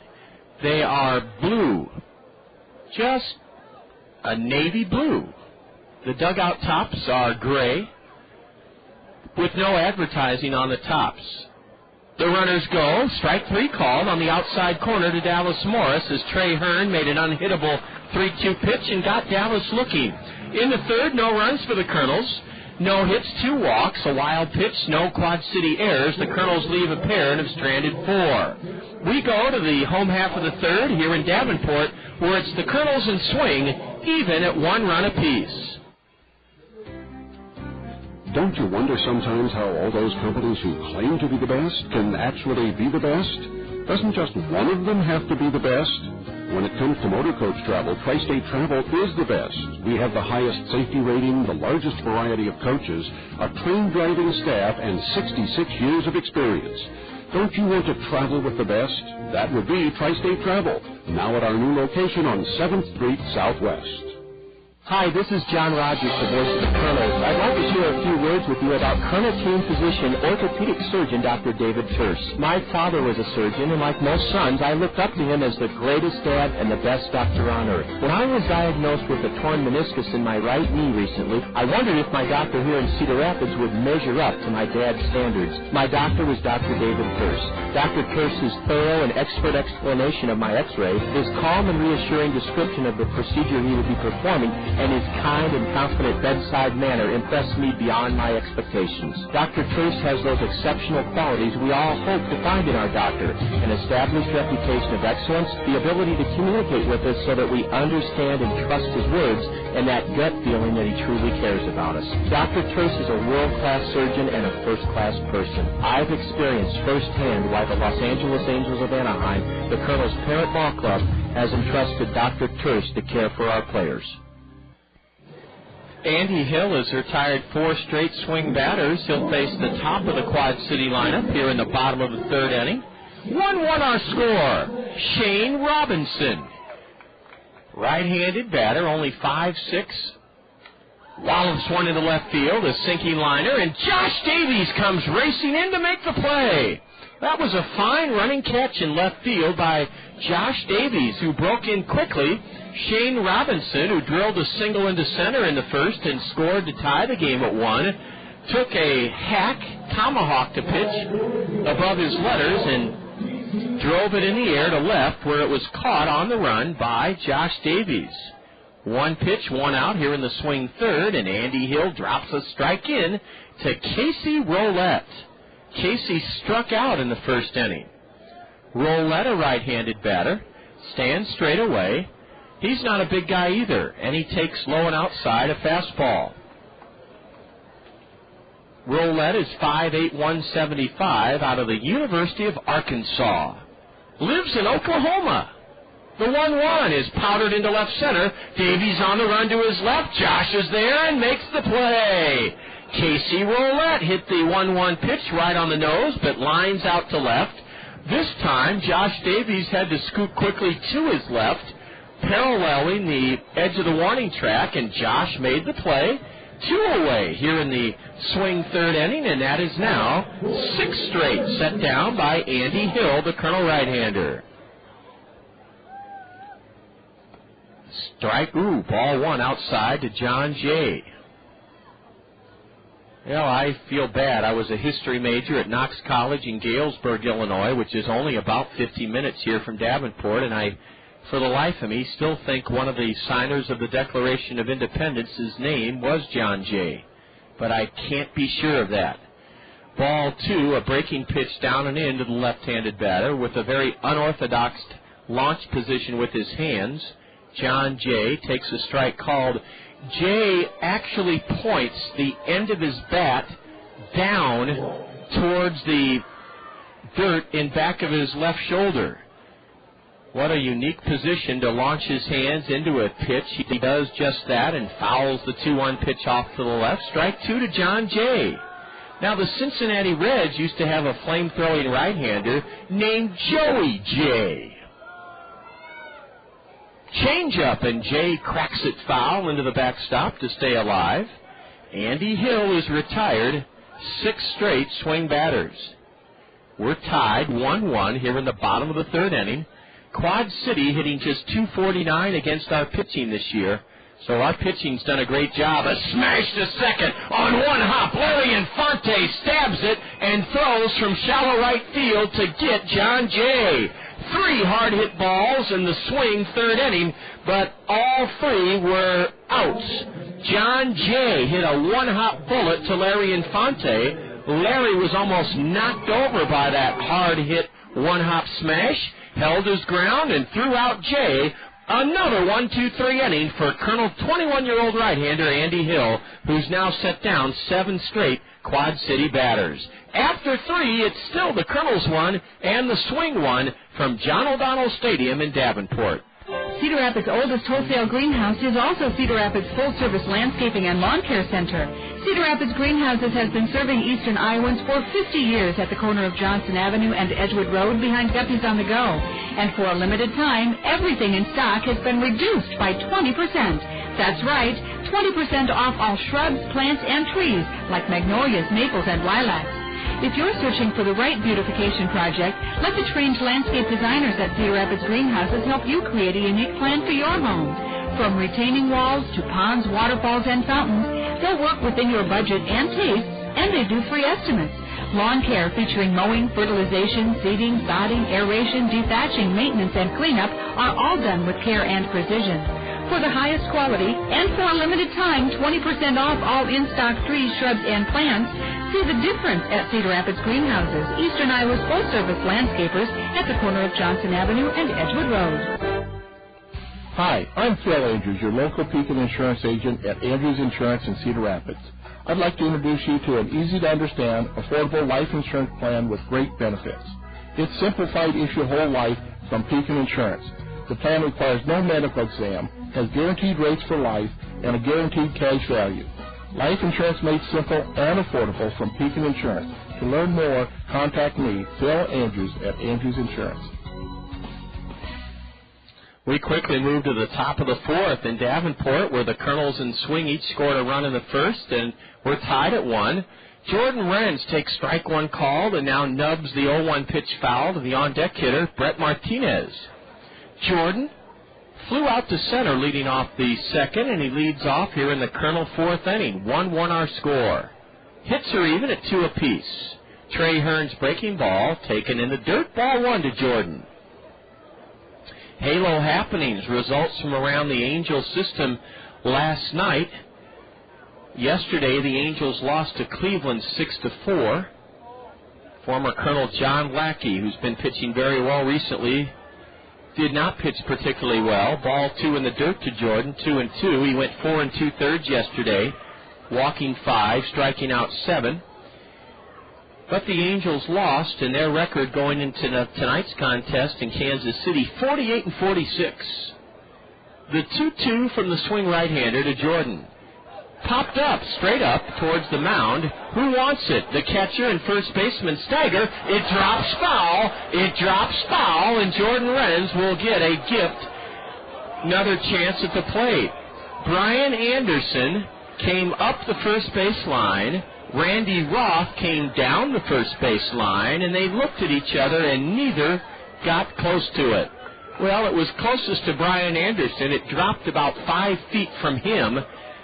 Renz hit it straight up into the air, a pop-up, only about 18 feet to the right of home plate. And that was a misplay by the swing. Now ball 3 upstairs to Jordan. It's a gift that Jordan is at the plate right now. His foul pop should have been caught by either the catcher, Bryan Anderson, or Randy Roth, the first baseman. The payoff pitch to Renz. Ooh, just low, ball 4. Jordan Renz took a slider that just missed, and instead of 1 out and Brett Martinez at the plate, it's nobody out. Jordan Renz, whose foul pop should have been caught by the swing catcher or first baseman, walked on a 3-2 borderline pitch just low. Ooh, that call could have gone either way. Now Brett Martinez at the plate takes low, ball 1. Salt Lake's record, AAA Salt Lake, 57-40. And the AAA Bees edged Fresno 7-6 last night. Former Kernels All-Star shortstop Eric Ibar, 3 for 5 with 2 doubles and 3 runs driven in. Double play, ball to short. Glove by Tyler Greene, throw to second out, throw to first, double play. Brett Martinez hits hard on the ground into a 6-4-3 twin killing. And now Flint Whipke will bat in this 1-1 game with the bases empty and 2 gone. The double play was started by Tyler Greene, who fed Jose Martinez. Renz was running on the play. And wait a minute, they've called Jordan safe at second. The Kernels get another big break. Jordan Renz is called safe at second base. And that's as good as a sacrifice for Brett Martinez. So it's a runner at second, 1 out for Flint Whipke. Renz was running on the play. And he either beat the throw from Tyler Greene to Jose Martinez, the second baseman, or Martinez came off the base prematurely. So Renz is at second. As Whipke takes strike 1 called, Flint struck out his first time up, the 0-1. Strike 2 called at the knees. Brett Martinez out at first, 6-4-3. Brett Martinez hit the ball hard on the ground to the shortstop, who fed the second baseman. Renz was called safe at second. Flint Whipke down in the count 0-2 facing Trey Hearn. A curve off the glove of the catcher. Jordan Renz on to third. That's a pass ball on Bryan Anderson. The pitch was a little bit low for ball 1 to Whipke. And it ricocheted out of the glove of Bryan Anderson to the right of home plate. Jordan Renz dashed to third, and he's the go-ahead run at third. Swing and a miss by Flint Whipke on a fastball. Ooh, if Flint could have put that ball in play. The infield was back, believe it or not. The infield was back, and a swing and a miss by Flint Whipke for the second out of the inning. Big strikeout for Trey Hearn. Flint trying desperately to put that ball in play, couldn't do it. It was a letter-high fastball that Trey Hearn got Flint on. Now a pitch in the dirt, ball 1 to Josh Davies. Kernels still have, with 2 out, the go-ahead run at third, Jordan Renz. Here in the 4th inning, 1-1 the score. Josh Davies lined out to right to end the 2nd inning. Ball 2 in the dirt, a changeup. It's 2-0 to Davies. In Salt Lake, 7-6 win over Fresno last night.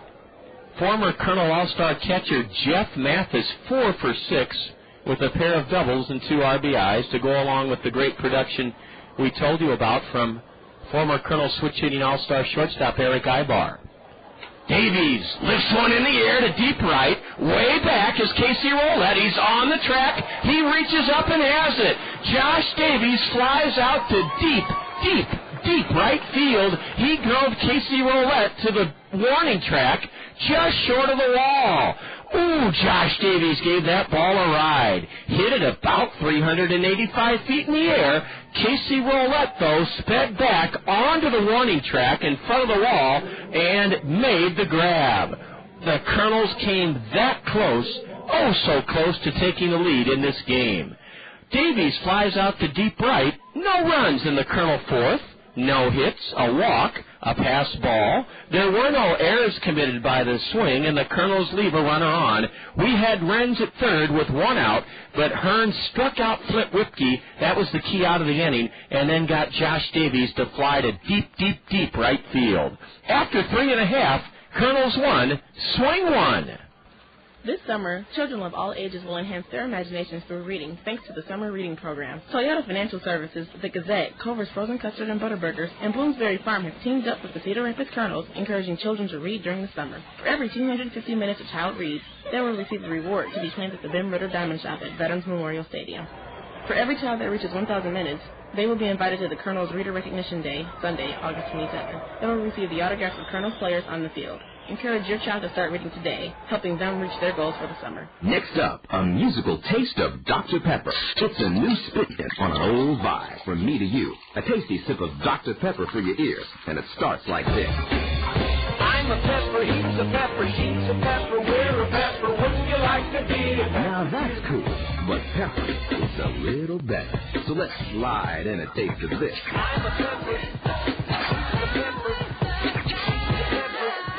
Right on. But there's still more to it. I mean, there's nothing like it, because every sip is a kickin' mashup of 23 different flavors. So for the true taste of Dr. Pepper, we dial it up even more. I'm a pepper. You know it. With 23 flavors mixed into one bold taste, every sip is a cool mix of music to your mouth. Dr. Pepper, there's more to it.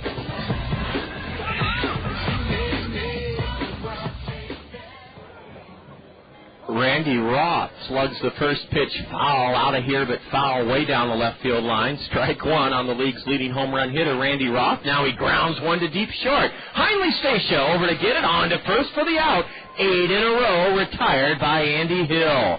Andy Hill, after surrendering a long foul ball out of the ballpark down the left field line, gets Randy Roth to wrap out to short, and that's 8 straight retired by the Colonel right-hander, Andy Hill. 1-1 our score. We're in the bottom of the 4th inning, the 13th meeting between the Kernels and Quad Cities this year.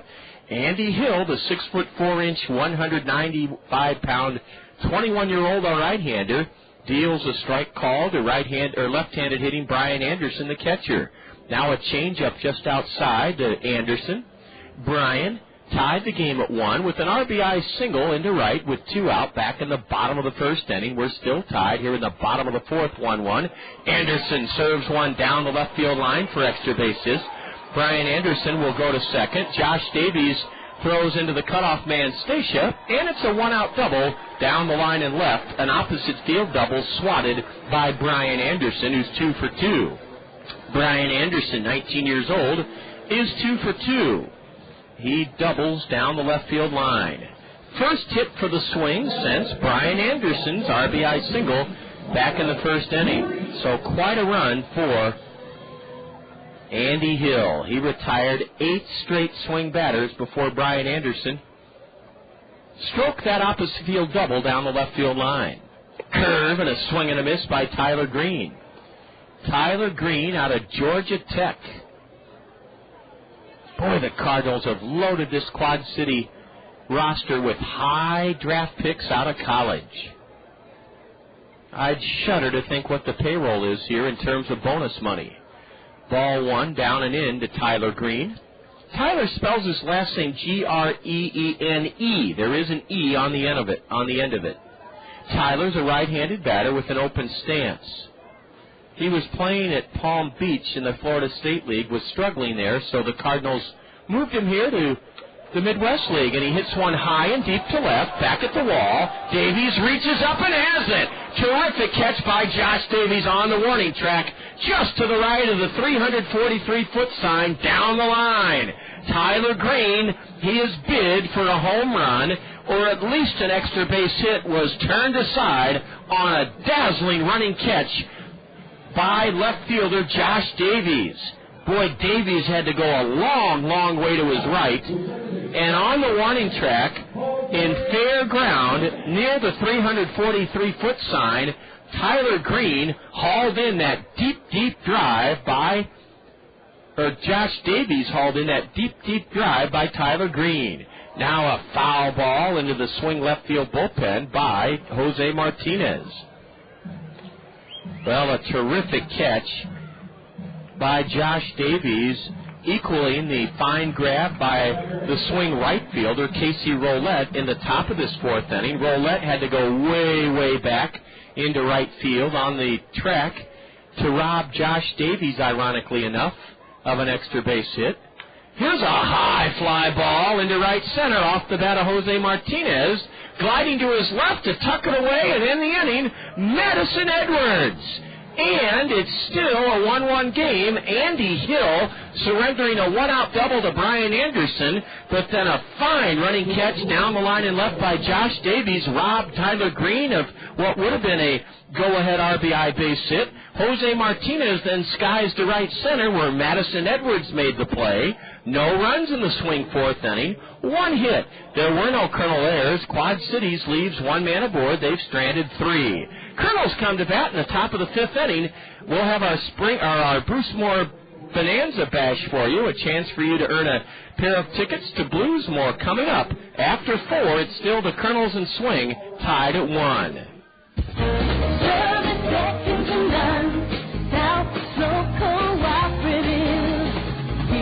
For your communication needs, internet service, telephone, and TV. As a cooperative telephone company, our members are owners who make a good team. Service second to none, South Slope Cooperative Communication. Did you know that Honda has the highest fuel economy average of any automobile company in America? Randy Kill Honda in Cedar Rapids is proud of their Honda dealership, and for good reason. Just listen to this list of remarkable awards for Honda vehicles. The Ridgeline, voted the 2006 Motor Trend Truck of the Year. The Honda Civic, voted 2006 Motor Trend Car of the Year. 2006 Car Driver voted the Honda Pilot as the best large SUV and best overall value of the year. Add it to the Honda Odyssey, Car Driver's best van for 2006. It's easy to see why Randy Kill Honda is the home of confidence and continues to offer the best value and lowest prices on your next new Honda. Check out the large selection of fuel-efficient pre-owned vehicles, too, online at randykill.com. Randy Kill Honda, where they treat you right. An outstanding defensive play by left fielder Josh Davies took away a run from the Quad City Ball Club in the bottom of the 4th inning. Likewise, Casey Roulette made a dazzling play in deep right for the Swing to take a run away from the Kernels in the top of the 4th. We go to the top of the 5th, and Madison Edwards will lead off for the 3rd time in this game. Madison singled and scored for the Kernels in the top of the 1st, lined out to left his last time up.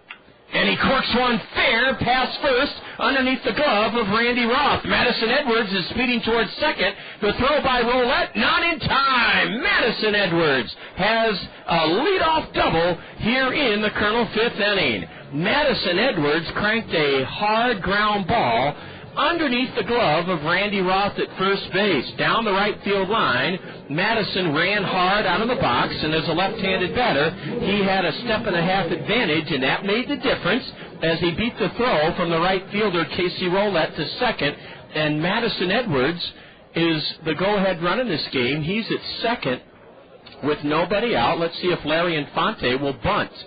Larry's not bunting. He drills one into left center. Madison will tag, but I doubt if he'll advance. No, he does not, as it's caught by Shane Robinson. Ooh, a big, big out recorded by the Swing. Larry Infante swung at the first pitch and hit it right on the button, but lined out to center. Now it'll take a base hit from Heinle Stacia, or the on-deck man, Mark Trumbo, if the Kernels are to capitalize on the leadoff double by Edwards. Oh, boy, Larry Infante hit it hard, but lined out to center, first pitch swinging. Heinle Stacia has flown to center and walked. Go ahead, run at second. 1 out, top of the 5th inning. 1-1 our score. Log on to Bruce Moore's website right now for your chance to earn 2 tickets to Bluesmore. Bluesmore is coming up in this month or next month in August, and you can email us the answer to the Bruce Moore Bonanza question. As a ground ball underneath the pitcher's glove is barehanded by the shortstop, he throws Stacia out. On to third goes Madison Edwards. A softly hit grounder right between the legs of Trey Hearn rolled in front of the base at second. Tyler Greene made a sensational play as he came in and barehanded the ground ball, threw Stacia out. 2 gone here in the Kernel 5th inning. Runner at third with 2 out. And let's see if the Kernels can get a big hit in this situation. From Mark Trumbo. You're logging on to Bruce Moore's website, www.brucemore.org, BRUCEMORE.org. That's where you'll find the answer to our Bruce Moore Bonanza question. And you can earn a pair of tickets to Bluesmore on August 5th if you're the correct emailer here in Davenport. Trumbo takes strike 2 on the outside corner at the knees. The key to this inning, Larry Infante swinging at the first pitch, and can't blame Larry. He hit it hard but drilled it into center, and the Kernels were unable to get Edwards from second to third. Madison's at third now, but there are 2 out. The 0-2 to Mark, outside and low, a ball. You'll email me the answer to the Bruce Moore Bonanza question at Jon, Jon, at Kernels, Kernels.com. Doesn't matter if you've won already this spring or summer. We'll take your emails at Jon at Kernels.com. Jon at Kernels, Kernels.com. Ball 2, a change-up low to Trumbo, 2-2 to Mark. Go-ahead run at third. 2 out, top of the 5th inning. We're tied here in Davenport, 1-1. Outfield plays Mark Trumbo deep and straight away. Trey Hearn with the 2-2 offering. And Trumbo spoiled a good breaking pitch and lifts it foul over the Colonel first base dugout. Count remains 2-2 to Mark. Here's our Bruce Moore Bonanza question. What architectural style is the Bruce Moore Mansion? What architectural style is the Bruce Moore Mansion? Mark takes low and away, ball 3, a changeup. What architectural style is the Bruce Moore Mansion? You can email me your answer to the Bruce Moore Bonanza question, along with your name and address, to Jon at Kernels.com, Jon at Kernels, Kernels.com. Payoff pitch to Trumbo is wrapped foul into the backstop. It's still a full count to Mark Trumbo. You'll find the answer to the Bruce Moore Bonanza question on Bruce Moore's website, www.brucemore.org, BRUCEMORE.org. With Edwards at third, another payoff pitch to Trumbo, low, ball 4. Ball 4, low. Mark Trumbo walks for the 3rd straight time. Mark Trumbo walks for the 3rd straight time. And the Kernels now have runners at the corners with 2 out in this 1-1 game. And Dallas Morris, who drove in the first run of the game back in the 1st inning, the only Kernel run of this ball game. Dallas then had a great at-bat in the 3rd inning before being called out on strikes on a 3-2 pitch. And Dallas Morris will battle Trey Hearn with the game tied at 1. And the go-ahead run at third, Madison Edwards, 2 out, Mark Trumbo at first. And a high fly ball into center should end the inning. Shane Robinson is back in front of the track, and he has it. Dallas Morris flies to center. There's the importance of getting that runner to third. We did not do it. We did not get Madison Edwards to third after his leadoff double, and it cost us dearly here in the 5th inning.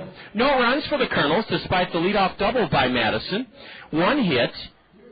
There were no swing errors, and the Kernels leave 2 men on. We've stranded 7 men in 5 innings.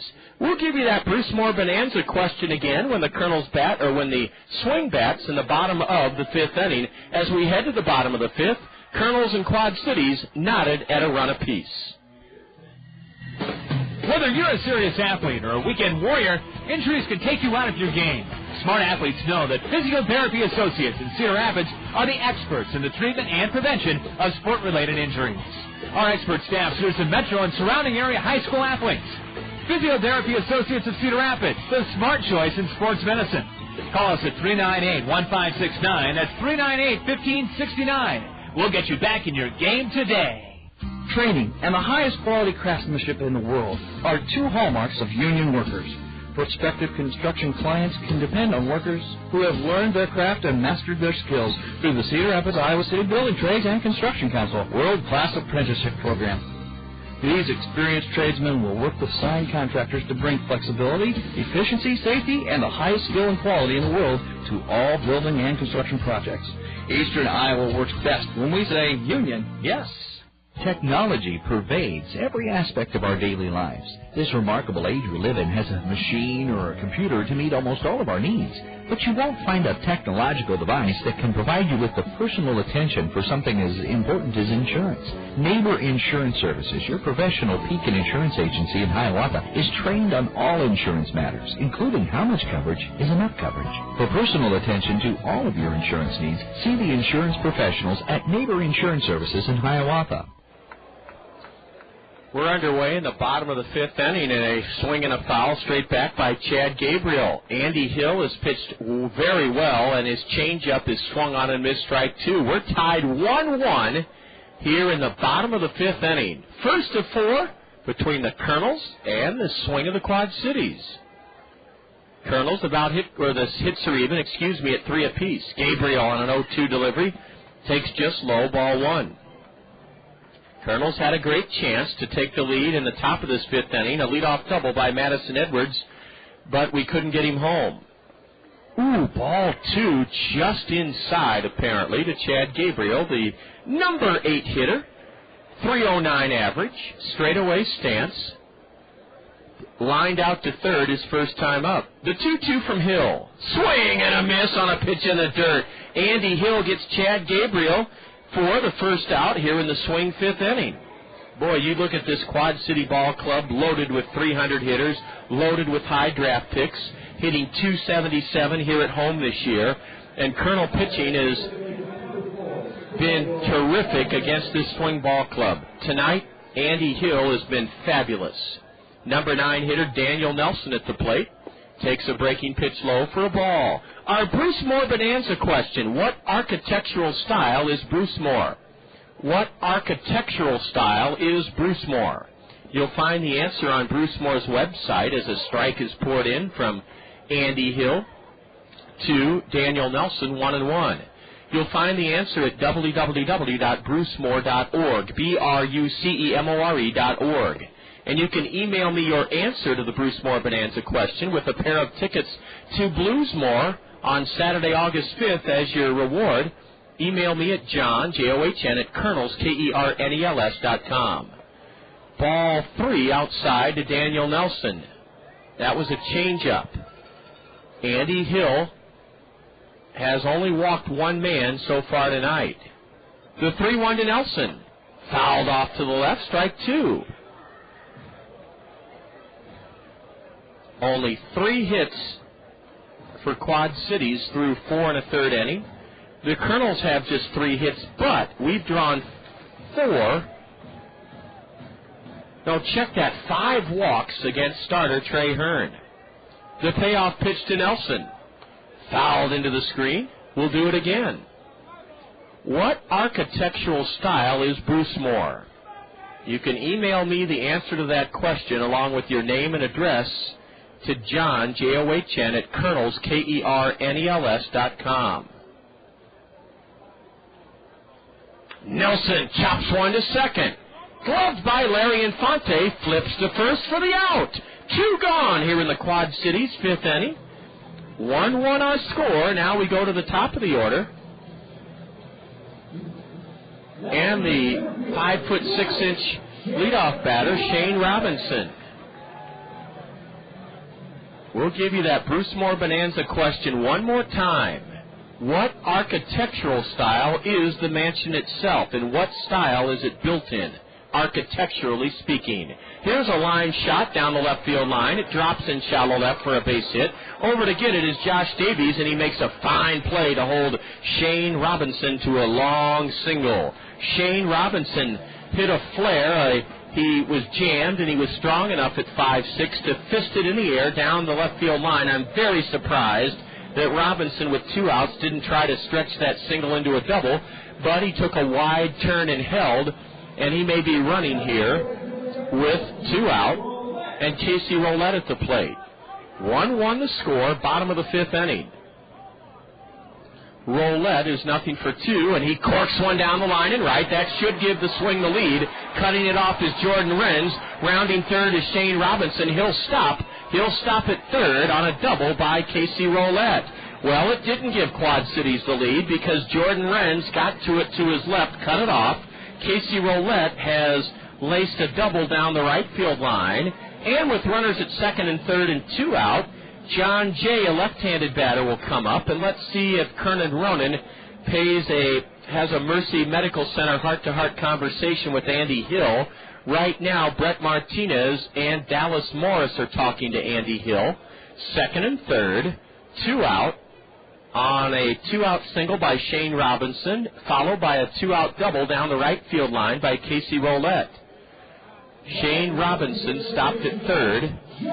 And it's second and third. 2 out for Jon Jay. Jay, a left-handed batter, out of Florida State. Boy, the Cardinals have established themselves quite a pipeline into the SEC, Southeastern Conference. A fastball just outside, ball 1 to Jon Jay. John has walked and grounded hard or hit a one-hop bullet to second. Excuse me, Jon Jay is not out of Florida State. He's out of Miami.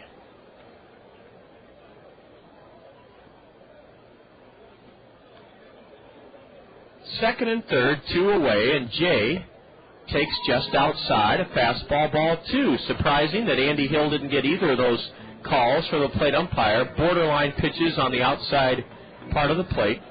2-0 to Jon Jay. There is a base open, but Randy Roth, the league's leader in home runs, is on deck. There's a letter-high fastball in for a strike.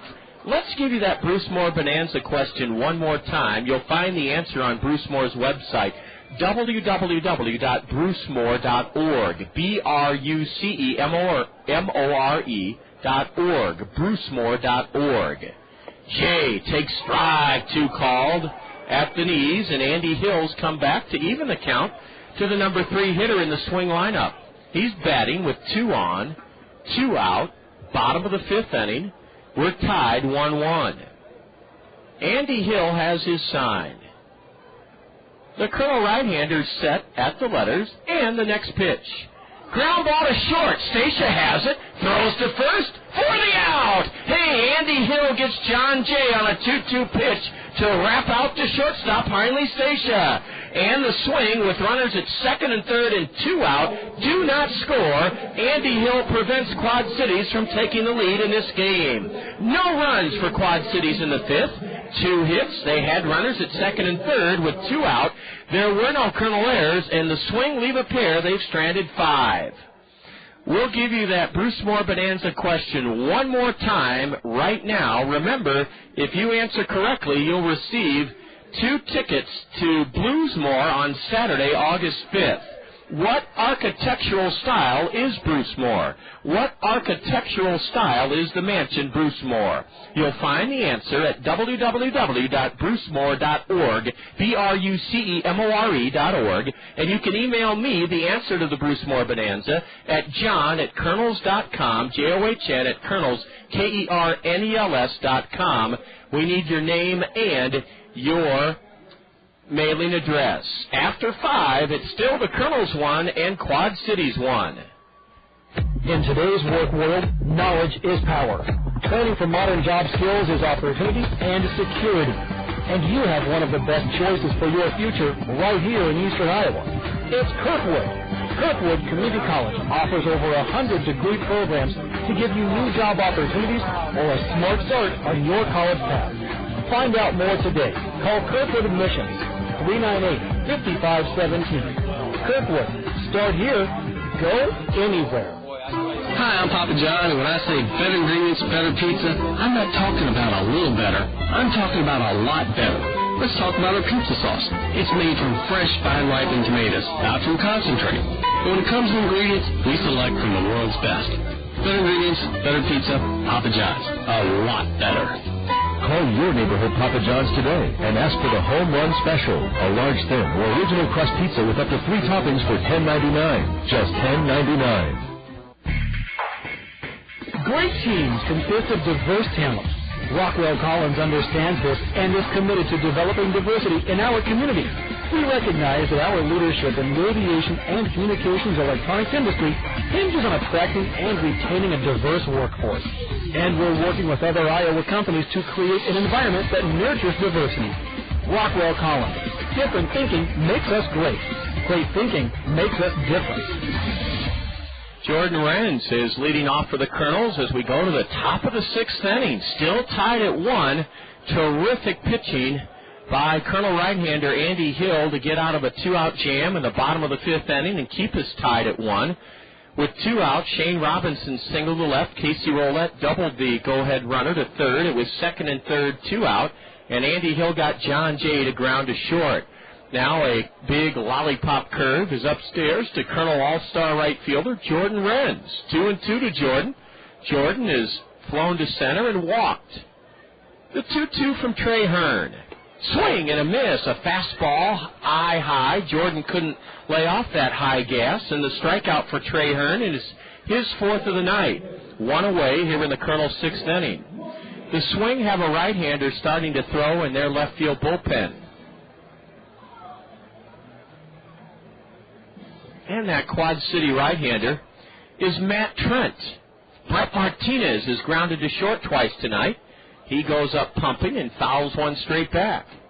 Well, we don't have any correct emailers in our Bruce Moore Bonanza question tonight, so we'll give you a chance tomorrow evening to earn those pair of tickets to Blues Moore. Our question this evening, what architectural style is the Bruce Moore Mansion? And the answer you'll find on the Bruce Moore website, Queen Anne. Queen Anne architecture is the style of Bruce Moore. And we look forward to bringing you another Bruce Moore Bonanza tomorrow evening during the fifth inning. A beautiful curveball is a strike, and it's 0-2 to Brett Martinez, Colonel right-handed hitting catcher. Tips one foul, and it just eludes the grasp of the catcher, Bryan Anderson. Brett stays alive. Colonels have stranded 7 runners in 5 innings. The Swing have left 5 in 5 innings. And a 1-1 contest before a good-sized crowd here at John O'Donnell Stadium. We're right behind home plate. Couldn't have a better view of the action if you paid for it. Fastball high and away from Hearn. And it's 1-2 to Brett Martinez. Outfield plays Brett extremely deep, especially Shane Robinson in center. Curve in the dirt, ball 2. More fun to come your way tonight. We'll have a look at the State Farm Major League scoreboard and our baseball fun fact. Plus the action here from Davenport. 1-1 the score in the top of the sixth inning. Martinez, a slightly open stance. Brett waits for the 2-2 and takes it low and away. Ball 3. Trey Hearn has gotten away with walking 5 Colonels in this game. We've let him get away with that. Here's the payoff delivery.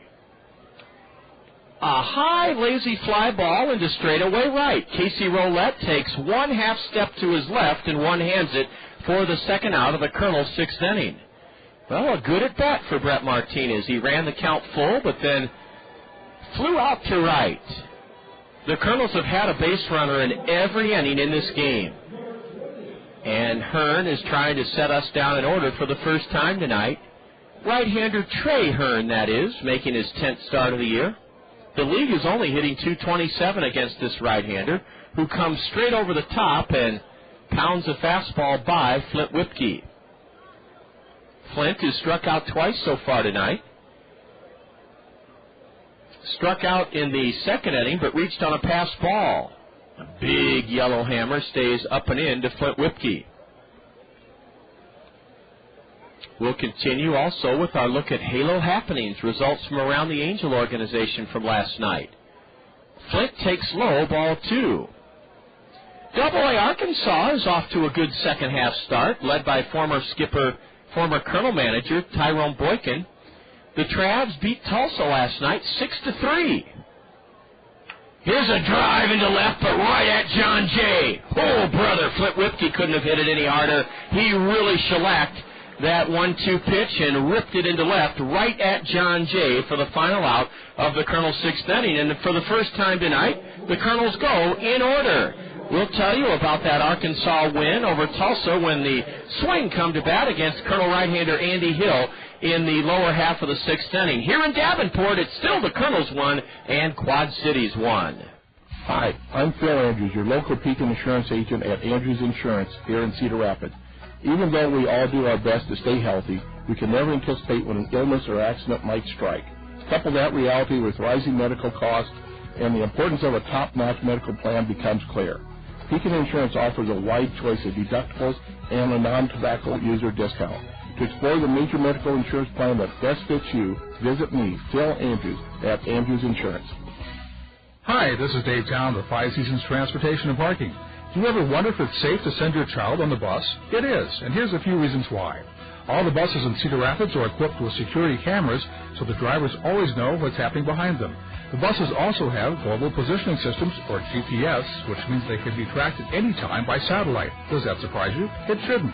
Five Seasons Transportation takes safety very seriously, and we've taken many steps to make sure your child will have a safe, easy ride every time they take the bus. Even when your child isn't on the bus, Five Seasons Transportation is helping keep them safe by using pollution-free biodiesel and alcohol fuels, Iowa products that help keep the air clean. And if your child is ever in trouble, they can always flag down a bus for help. I'm Dave Town, and I like to think of the bus as a traveling safety cocoon, motoring along Cedar Rapids streets. And keep in mind, if the bus is that safe and easy for your child, maybe you should think about riding the bus to work. Affordable, convenient, and safe. That's the bus. Ride it. Bottom of the sixth inning in a fast-moving series opener between the Kernels and Quad Cities. We're pleased and happy that you're joining us this evening, wherever you are, whether it be in eastern Iowa or across the globe on www.kernels.com. Randy Roth 0 for 2 tonight, slugging cleanup batter for the swing, takes a strike on the outside corner. A beautiful Uncle Charlie from Andy Hill, who's been getting ahead of virtually every swing hitter tonight. Boy, Andy has sparkled on the mound for the Kernels.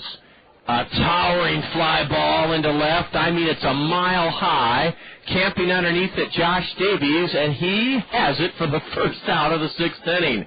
Randy Roth hit a mammoth fly ball to left. One out here in the swing sixth. 1-1 the score.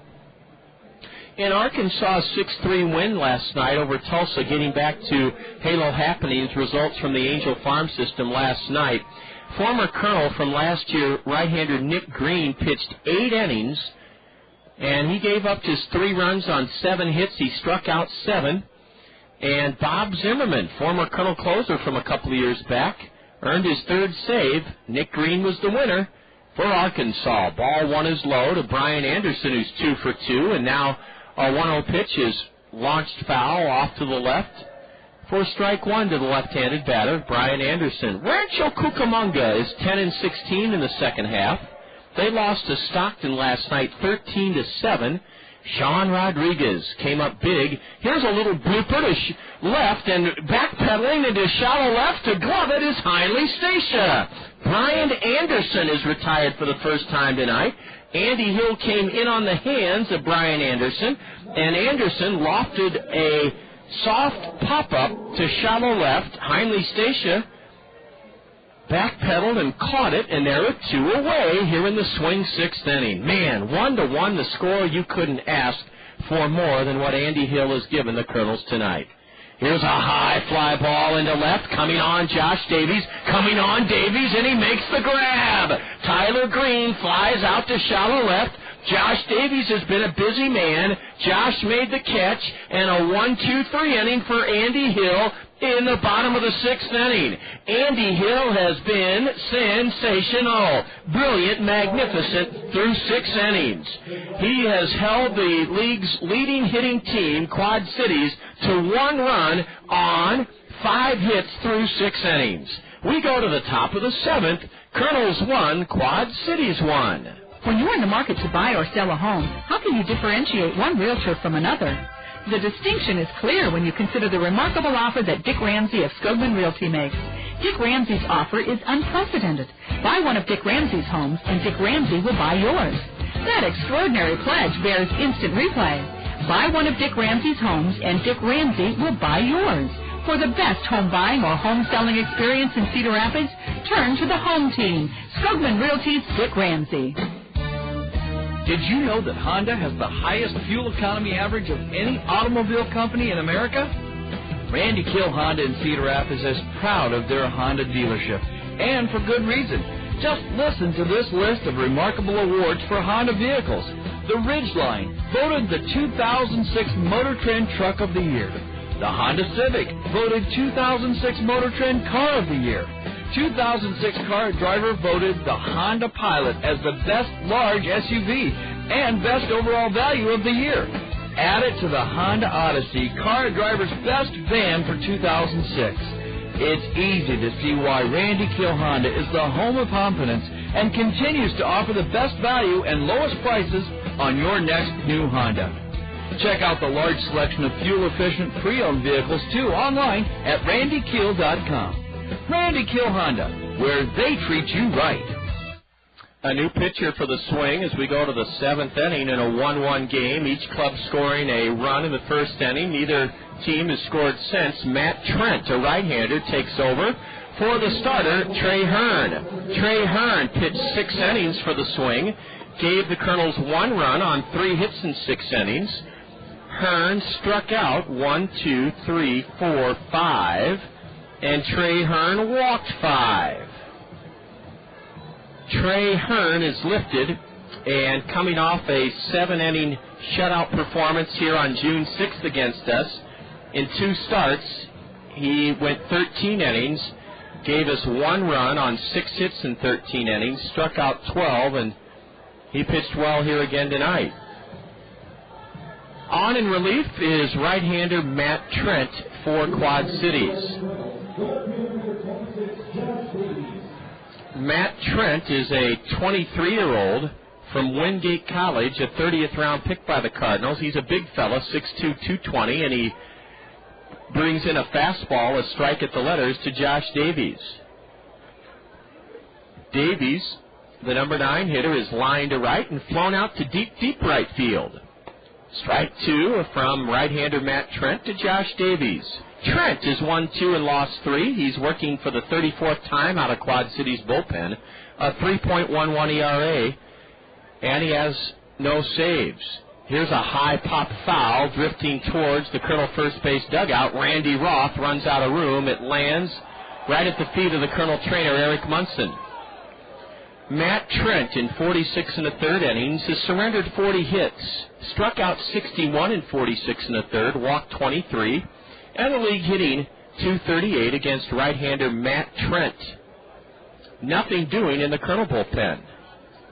As we go to we're in the top of the 7th inning. Josh Davies returns to the Colonel bat rack to get a new burgundy-colored bat. Josh, a right-handed batter, takes a curve upstairs from Trent. Matt Trent pitched in 11 games for the Swing last year, all out of the bullpen, was 1-0 with a 4.11 ERA. Swing and a miss on a sinking fastball, clocked at 92 miles an hour. Matt Trent fans Josh Davies to start the Colonel 7th. Madison Edwards has 2 of the Colonel 3 hits. He singled and scored in the first and then led off the 5th with a ground ball double past first. Matt Trent this year is on for the 6th time against the Kernels. He's 1-0 with an ERA of 0.96. Ball 1 inside to the left-handed hitting Colonel leadoff batter, Madison Edwards. In 9 1/3 innings, Matt Trent has given the Kernels 1 run on 3 hits out of the Swing bullpen. Ball 2 upstairs to Edwards. Trent has struck out 17 Kernels in 9 1/3, walked none. Oh, brother. Well, we're due to break through against him. Wow, he has been dominant against the Kernels, Matt Trent. But he's behind Madison Edwards, 3-0. Wow, he is. That changing of batteries, I accidentally hit a button on our MP3 player. The 3-0 to Madison. Strike 1 called. Edwards was on his way to first. A delayed call by Kevin Levy. You wonder why a plate umpire does that to a batter. Does that delayed call business when he hasn't all night. Sometimes an umpire wants to be recognized, and that's one way they can do it. There's ball 4 inside. Ball 4 inside to Madison Edwards. Madison Edwards has drawn a 1-out walk, and with 7 steals and 11 tries, the Colonels may have Madison try to steal.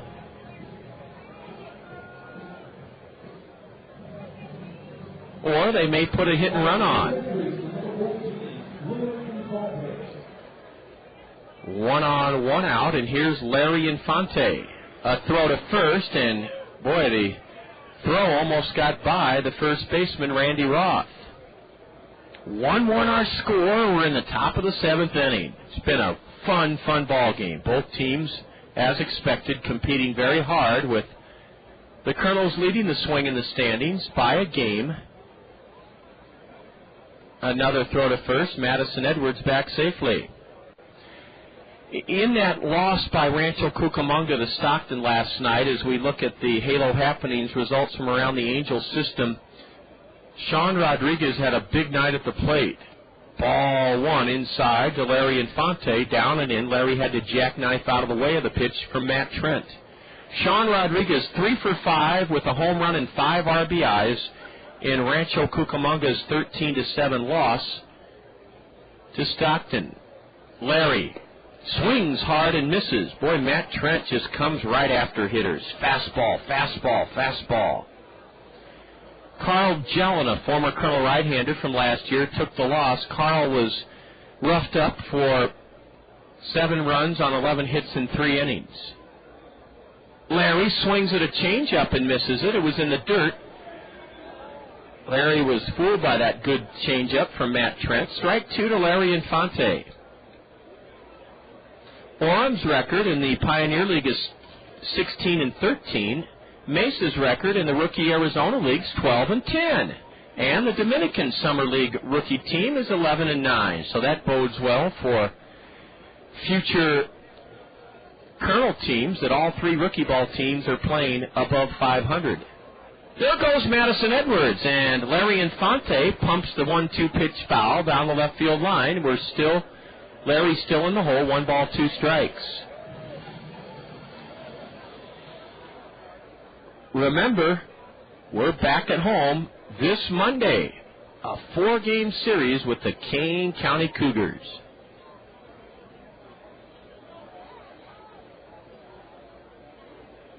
Ball 2 outside to Larry, and Madison Edwards was not running on that pitch.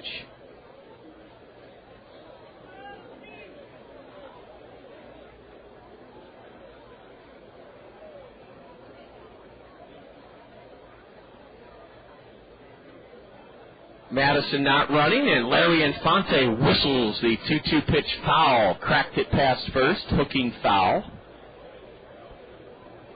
And back to first goes Madison Edwards. Well, we're playing the Cardinal Farmhands here in Quad City in Davenport, and our baseball fun fact will make Cardinal fans like me cringe. I'll give it to you in a moment. Throw to first. Edwards skips back standing up. We're tied 1-1 here in the top of the 7th. Colonels have Edwards at first with 1 out, and Larry Infante, who's nothing for 3 tonight, waiting for the 2-2 from Matt Trent. And it's corked into left, right at Jon Jay. Larry hit it hard, but it's caught by Jon Jay for the 2nd out of the inning. Another good swing put on a pitch by Larry Infante, but he happened to hit it right at the left fielder.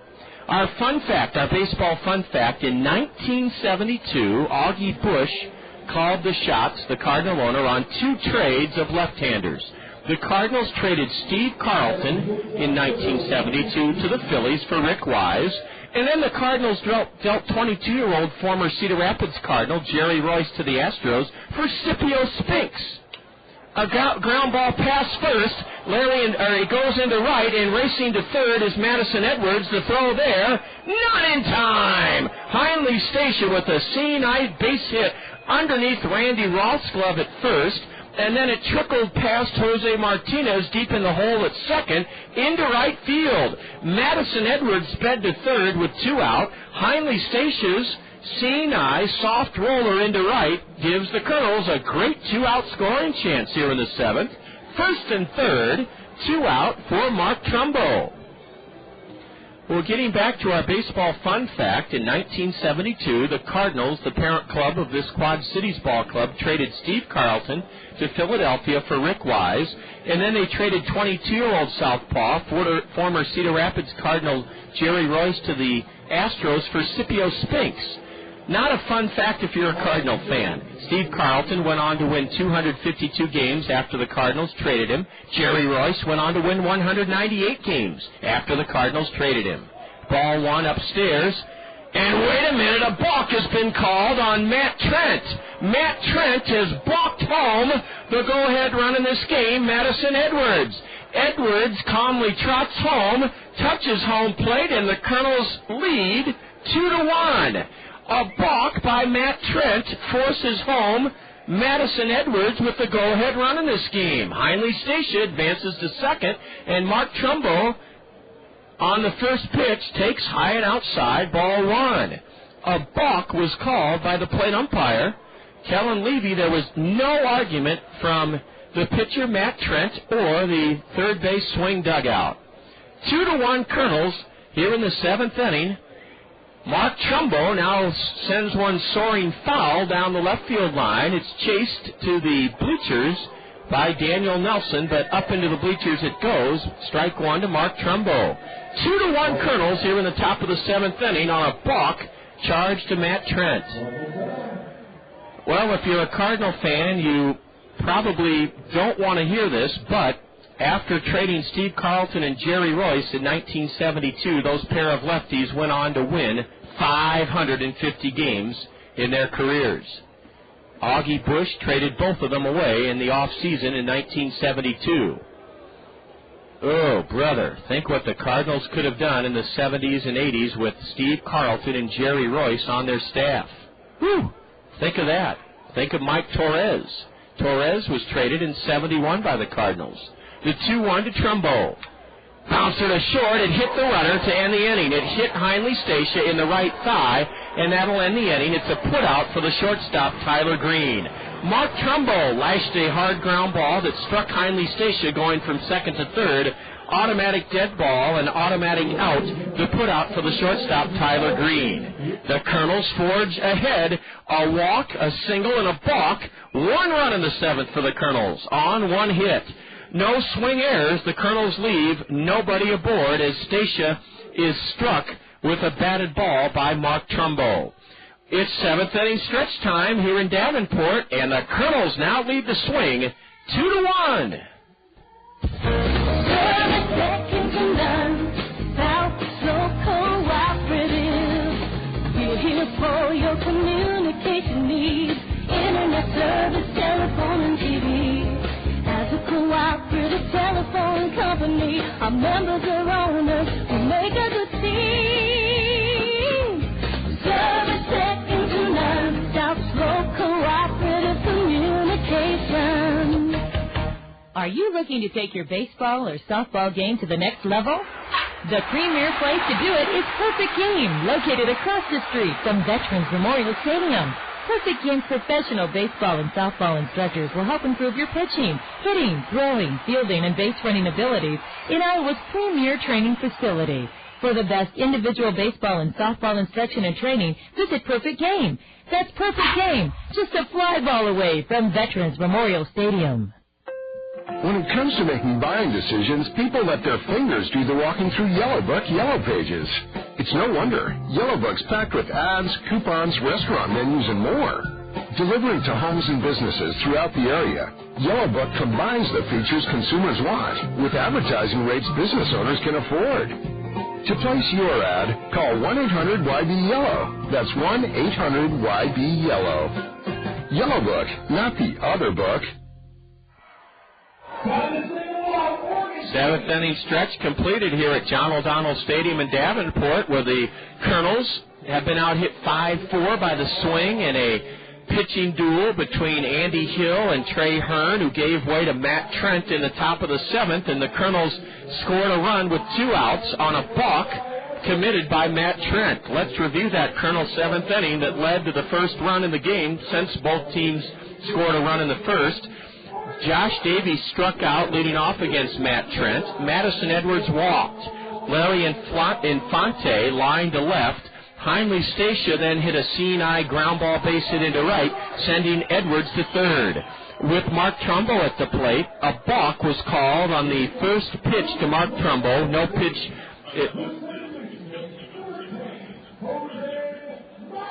The pitch was not allowed. It was a balk called It was a balk called on the pitcher, Matt Trent, that allowed Madison Edwards to score the go-ahead run. Breaking ball in for a strike to Jose Martinez, who's popped to short and flown to center. Jose batting .264 with 6 homers, 27 RBIs, right-handed hitter. And he hits one into deep left at the wall. Davies back, looking up, and it's a home run. And we're tied 2-2. Jose Martinez teeing off to tie the game. Here in the bottom of the 7th inning, we're tied 2-2.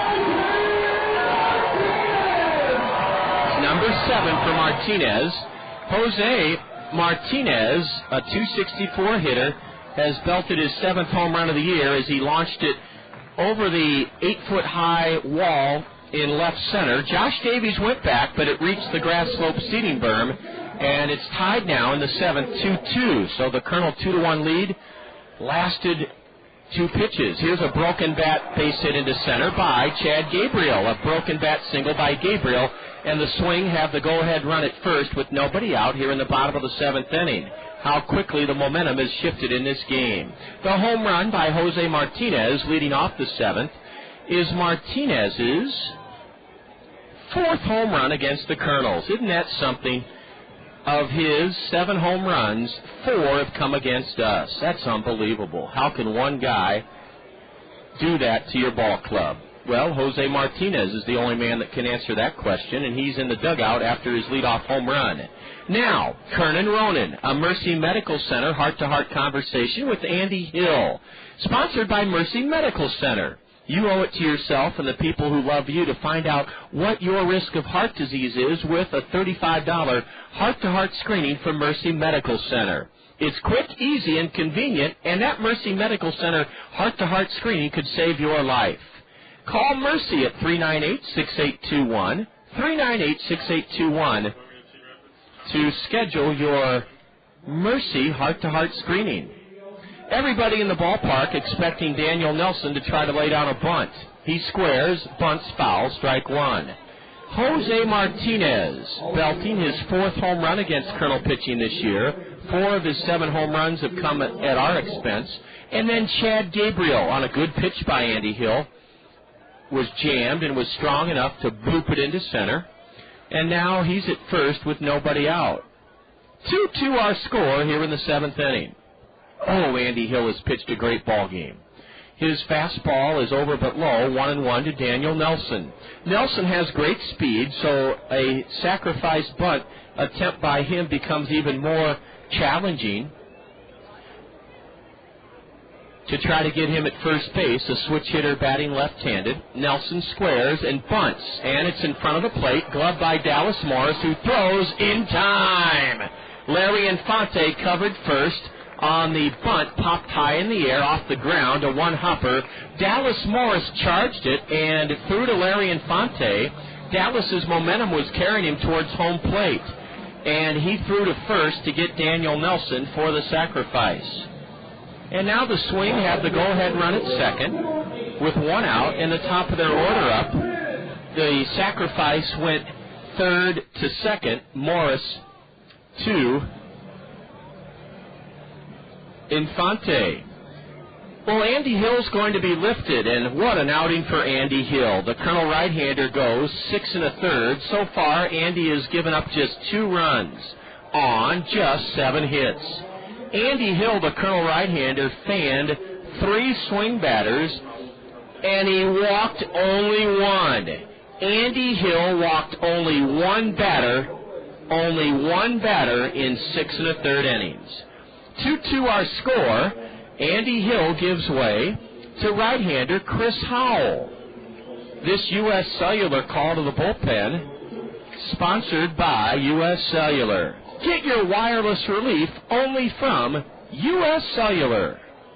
Get your wireless relief with Call Me Minutes only from U.S. Cellular. And Chris Howell comes into the ball game, Colonel right-hander, on in relief with the go-ahead run at second. 1 out here in the bottom of the 7th inning. We're tied 2-2. Chris Howell, 1-6 on the year, On for the 28th time out of the Kernel bullpen, Chris has a couple of saves, a 4.63 ERA. Chris has appeared 27 times, and he's pitched 44 2/3 innings, allowing 49 hits in 44 2/3. Chris has struck out 35 in 44 2/3, walked 15, the league hitting .287 against Chris Howell. This is going to be one of those series that we're just going to have to play as well as we did against the West Michigan Whitecaps. This Quad Cities team is every bit as good as West Michigan in terms of sheer talent.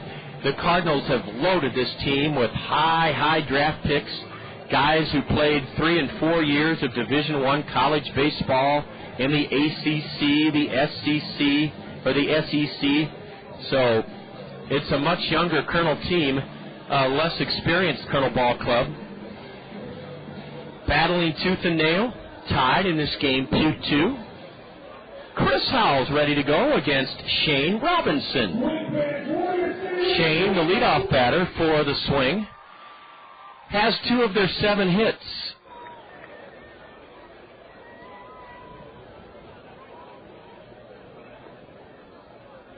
Breaking ball from Howell, low and outside to the 5'6" fire plug. 5th round pick of the Cardinals, 21-year-old Shane Robinson out of Florida State. Open stance, the most extreme and pronounced open stance I've seen in the Midwest League.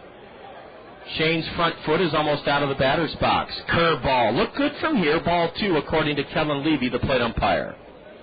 Shane has scored he scored 1 of the 2 swing runs.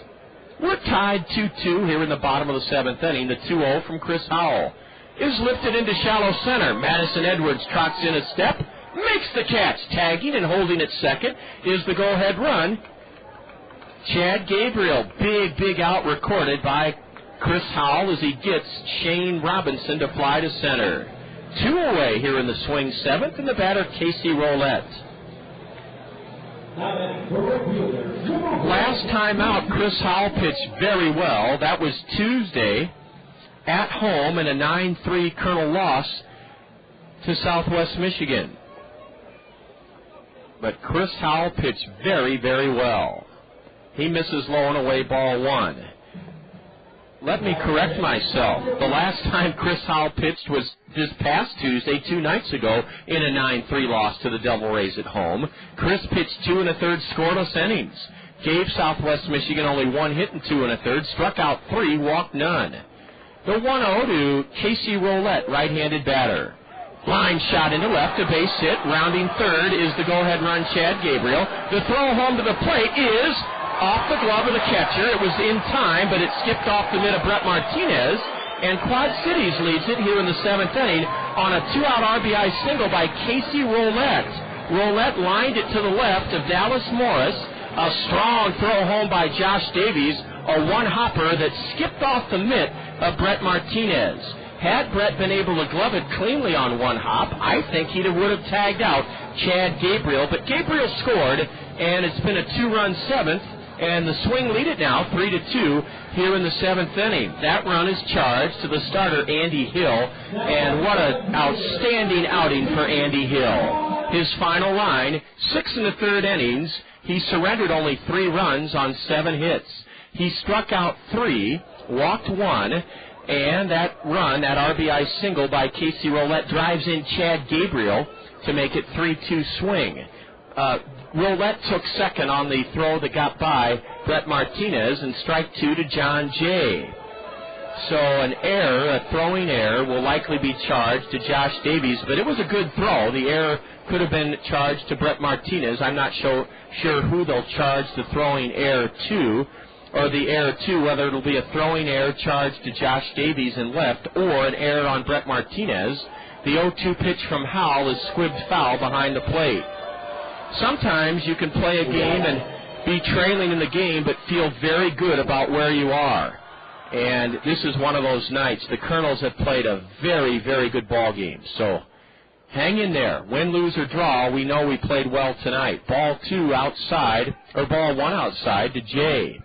Chris Howell will try to keep it a 1-run lead for the Swing here in the bottom of the 7th inning. Jon Jay Nubs one foul off the right hand of Brett Martinez. Ooh, that hurt. That really hurt Brett. And Dallas Morris comes dashing in from third. The plate umpire will walk the ball out to the mound to give Brett Martinez time to recover from that foul tip he took off his hand.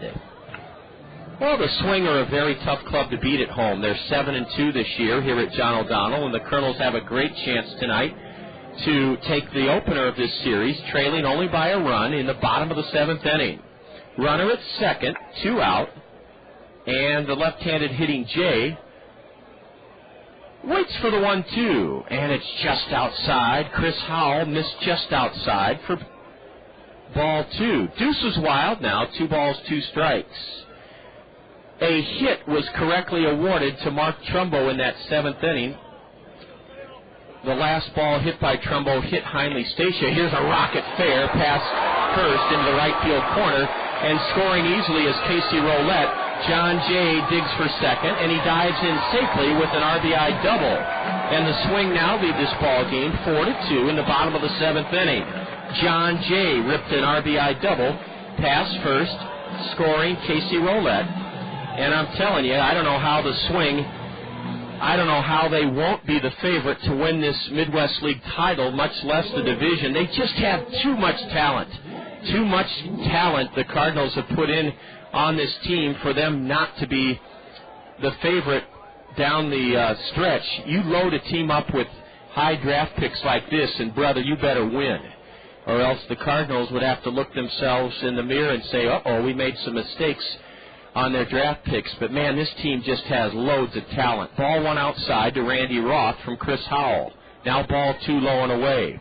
Kernels trailing now 4-2, being out hit 9-4, but I'm telling you, as your first-hand witness to this game, the Kernels have really outplayed Quad City most of the way. Here's a line shot foul, hooking foul down the left field line.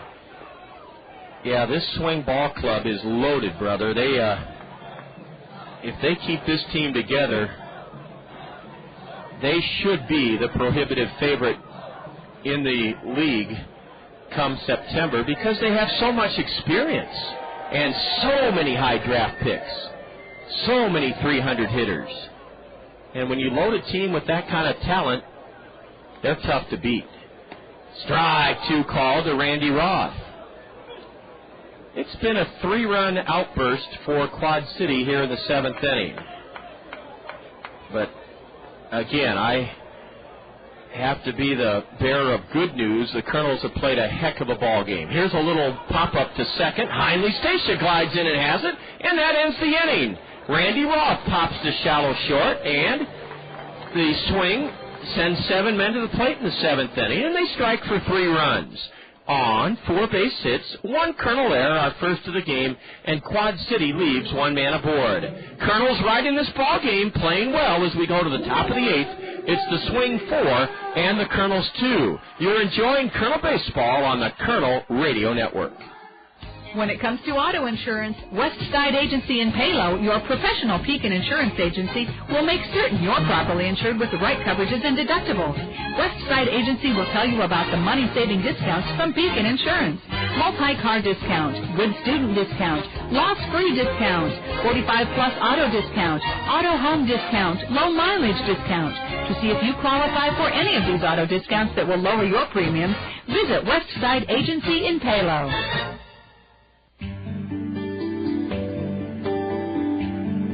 Family-owned and serving eastern Iowa since 1956, Peck's Flower and Garden Shop reminds you that the best time to enjoy fresh, colorful flowers and blooming plants is now. Summertime. Peck's has the expert, free advice, the people that can help you make the right choices, and they'll give you the best advice to make your flowers and plants grow their very, very best. Peck's invites you to stop in often this summer for fresh flowers and blooming plants. Peck's offers you, the customer, the best plants and flowers in all of eastern Iowa. Peck's Flower Shop and Garden Center, nursery and landscaping, open until 8 on weeknights and until 5 on Saturdays and Sundays Peck's is located at the corner of Blair's Ferry and Edgewood Road Northeast. Kernels riding this ball game down by a pair, 4-2 as we go to the top of the 8th inning, and a new pitcher, Jon Jay. Jon Jay is on for Quad Cities. Matt Trent went 1 inning for the swing, gave the Kernels 1 run on. Well, they said that the official score told us that Mark Trumbo was credited with a base hit on a ball that hit Heinley Stacia to end this Kernels 7th. So we'll say Trent pitched 1 inning, gave the Kernels 1 run on 2 hits.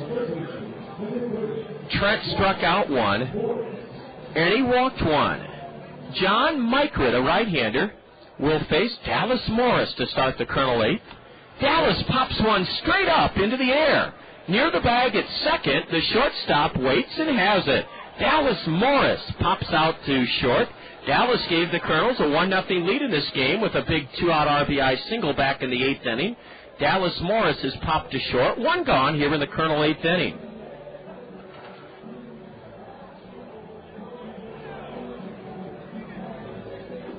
Well, we have a couple of more. Well, we have one final from tonight to share with you on the State Farm Major League scoreboard. And we'll get to that in just a moment as Jordan Wren stands in and takes strike 1 called.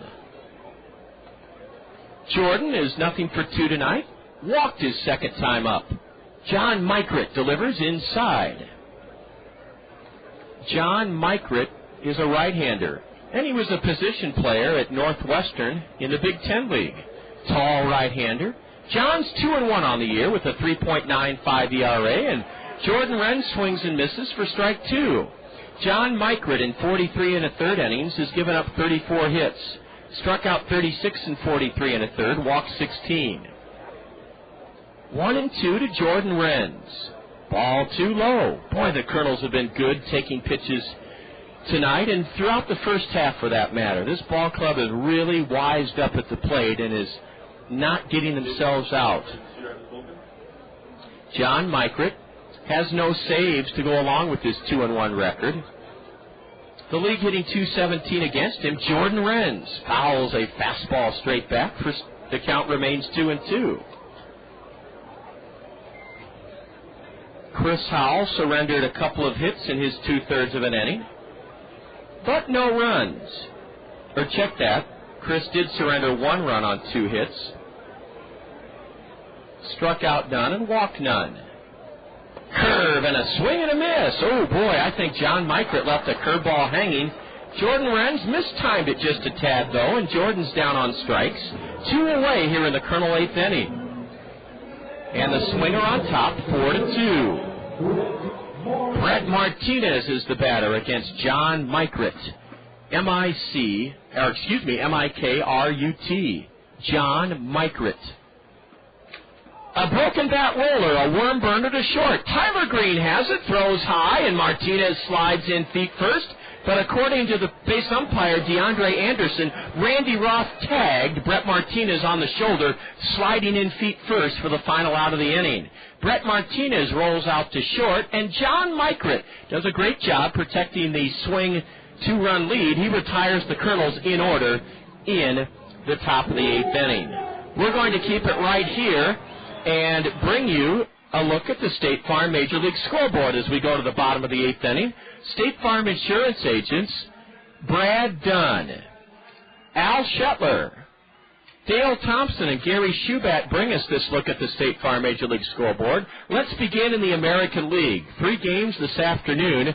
At Comerica Park, the Tigers edged the White Sox today 2-1. It was the Twins derailing the Devil Rays at the Metrodome today, 6-4 Minnesota. And the Rangers and Red Sox played this afternoon at Fenway Park. It was Boston 6, Texas 4. Only 2 games in the American League tonight, and one is at Rogers Center. They're in the top of the 11th inning, and it's the Yankees 4, the Blue Jays 4. And in the top of the 5th inning, our parent club, the Angels, are playing the Royals in Kansas City, and it's the Angels 4, the Royals 4 in the top of the 5th inning.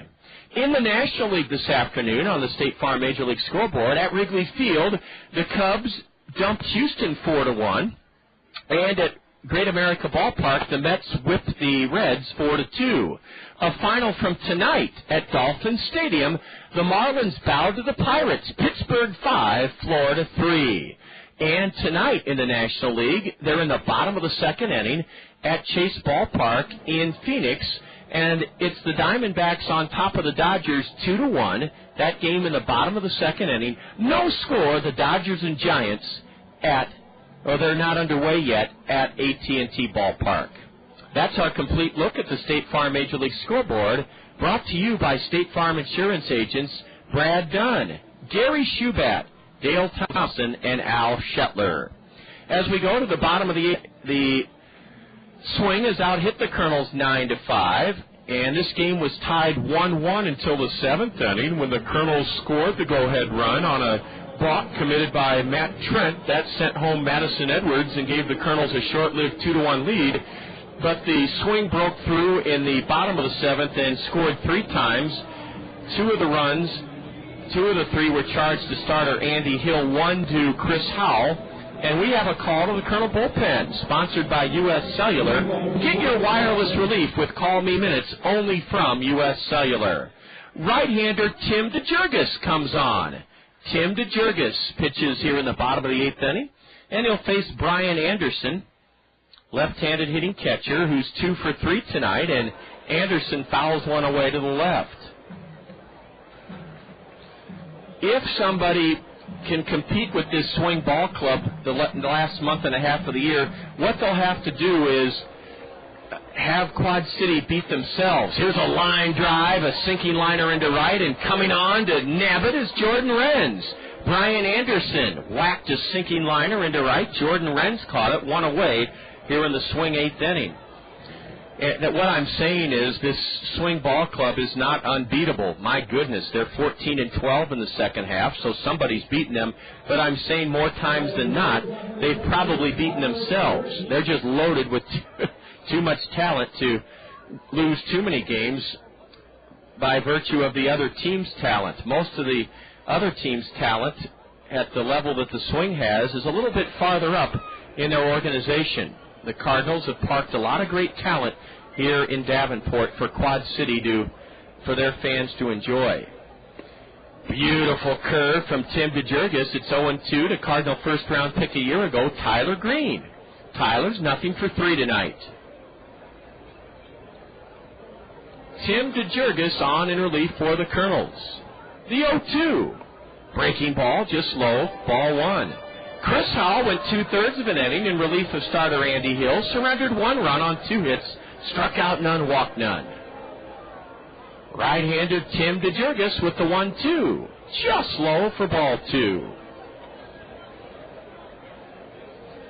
1,860 looking on here this afternoon, this evening, 1,860. The 2-2.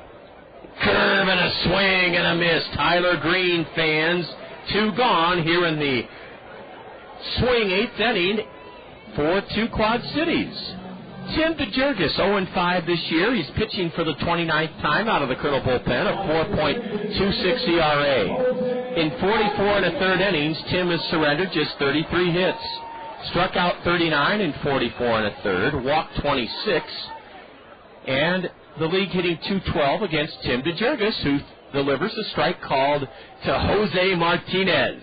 It was Martinez's leadoff homer in the 7th that tied the game. Now he drills a 0-1 pitch into left for a 2-out single. Josh Davies gets it back in. Jose Martinez singles into left for the 10th hit of the night for the swing. Quad Cities has out-hit the Kernels in 12 games, 102-82. And even though the scoreboard says that we only have 4 hits tonight, I believe Mark Trumbo's ground ball that hit Heinle Stacia for the final out in the Colonel 7th. Here's a chopper to Stacia to his left. Heinle gloves, underhands to Larry Infante. Chad Gabriel has forced Jose Martinez 6-4 at second to end the swing 8th inning. No runs for the Quad Cities on 1 hit in the 8th. There were no Colonel errors. Quad Cities leaves a runner aboard. They've stranded 7. We go to the top of the 9th inning. Swing lead it 4-2. And this is Colonel Baseball on the Colonel Radio Network. Honey, don't throw those cardboard boxes away. Oh, yeah, I forgot that we're not allowed to do that. What should I do with them? Cardboard is recyclable. Just cut the boxes up and flatten the pieces. There's some string in the garage that you can bundle the pieces up with. Make sure you use the string, though, not tape. Okay, I cut the cardboard boxes up, flatten the pieces, and bundle them together with the string. Now what do I do with it? Just set it out next to the blue curbside recycling box. Remember, cardboard is not accepted as garbage. Follow the steps you heard carried out by our happy couple and recycle your cardboard. Well, we have a once-in-a-lifetime opportunity coming your way at the ballpark in August. It's the American Legion World Series. Colonel General Manager Jack Rader and his assistant Holly have been working hard all spring and summer. Jack's been working 2 years on this project, and we invite you to meet us at the stadium for the 80th Annual American Legion World Series, the first ever in our state. Tickets range from $5 to $8. This is the American Legion World Series, August 18th through the 22nd. August 18th through the 22nd. You can call for tickets, the Colonel box office number, 896-7560, 896-7560, or log on to our website, www.kernels.com. The American Legion World Series. Meet us at the stadium August 18th through the 22nd. The Swing have Chris Perez on the hill. Wait till I tell you about him and where he came from. As I tout the loaded talent on this Quad City Ball Club, it almost seems like they should be forced to play with some sort of handicap, or that you should get 2 runs to start the game. That's how good this Quad City team is in terms of talent. John Mykert pitched a scoreless inning for the Swing, striking out 1, walking none, giving up no runs on no hits. Now the pitcher for the Swing is right-hander Chris Perez. Who is Chris Perez? Well, here's who he is. University of Miami, first-round pick of the Cardinals this past June. He's 21 years old. Chris Perez, out of the University of Miami, will pitch the 9th inning, and the Colonels just need 1 base runner to have a chance to tie this game. 4-2 Swing as we play in the top of the 9th inning. A Swing win would draw them into a tie with the Colonels at 15-12, and we have the tying run coming to the plate as Chris Perez hits Flint Whipke. Flint Whipke is struck by the first pitch of the 9th inning. Chris Perez, a Cardinal first-round pick out of the University of Miami, hits Flint Whipke with the first pitch here in the 9th inning. And the way the Colonels have played in this game, I wouldn't be surprised at all if we rally. Boy, we played a solid ball game tonight. Very good, solid ball game by the Colonels. Josh Davies takes a strike from the right-hander, Perez. Chris Perez is 1-0 this year. This is his 8th appearance with a 1.29 ERA. The 0-1, fouled off to the right by Josh Davies, a fastball. 0-2 to Josh.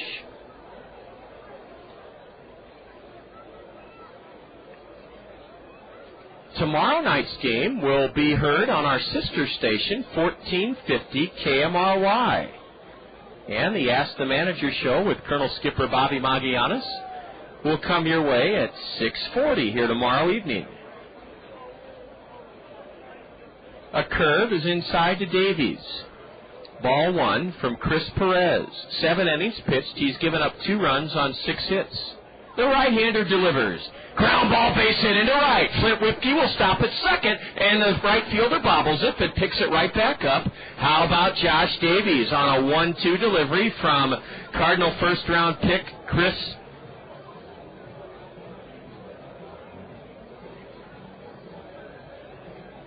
Perez?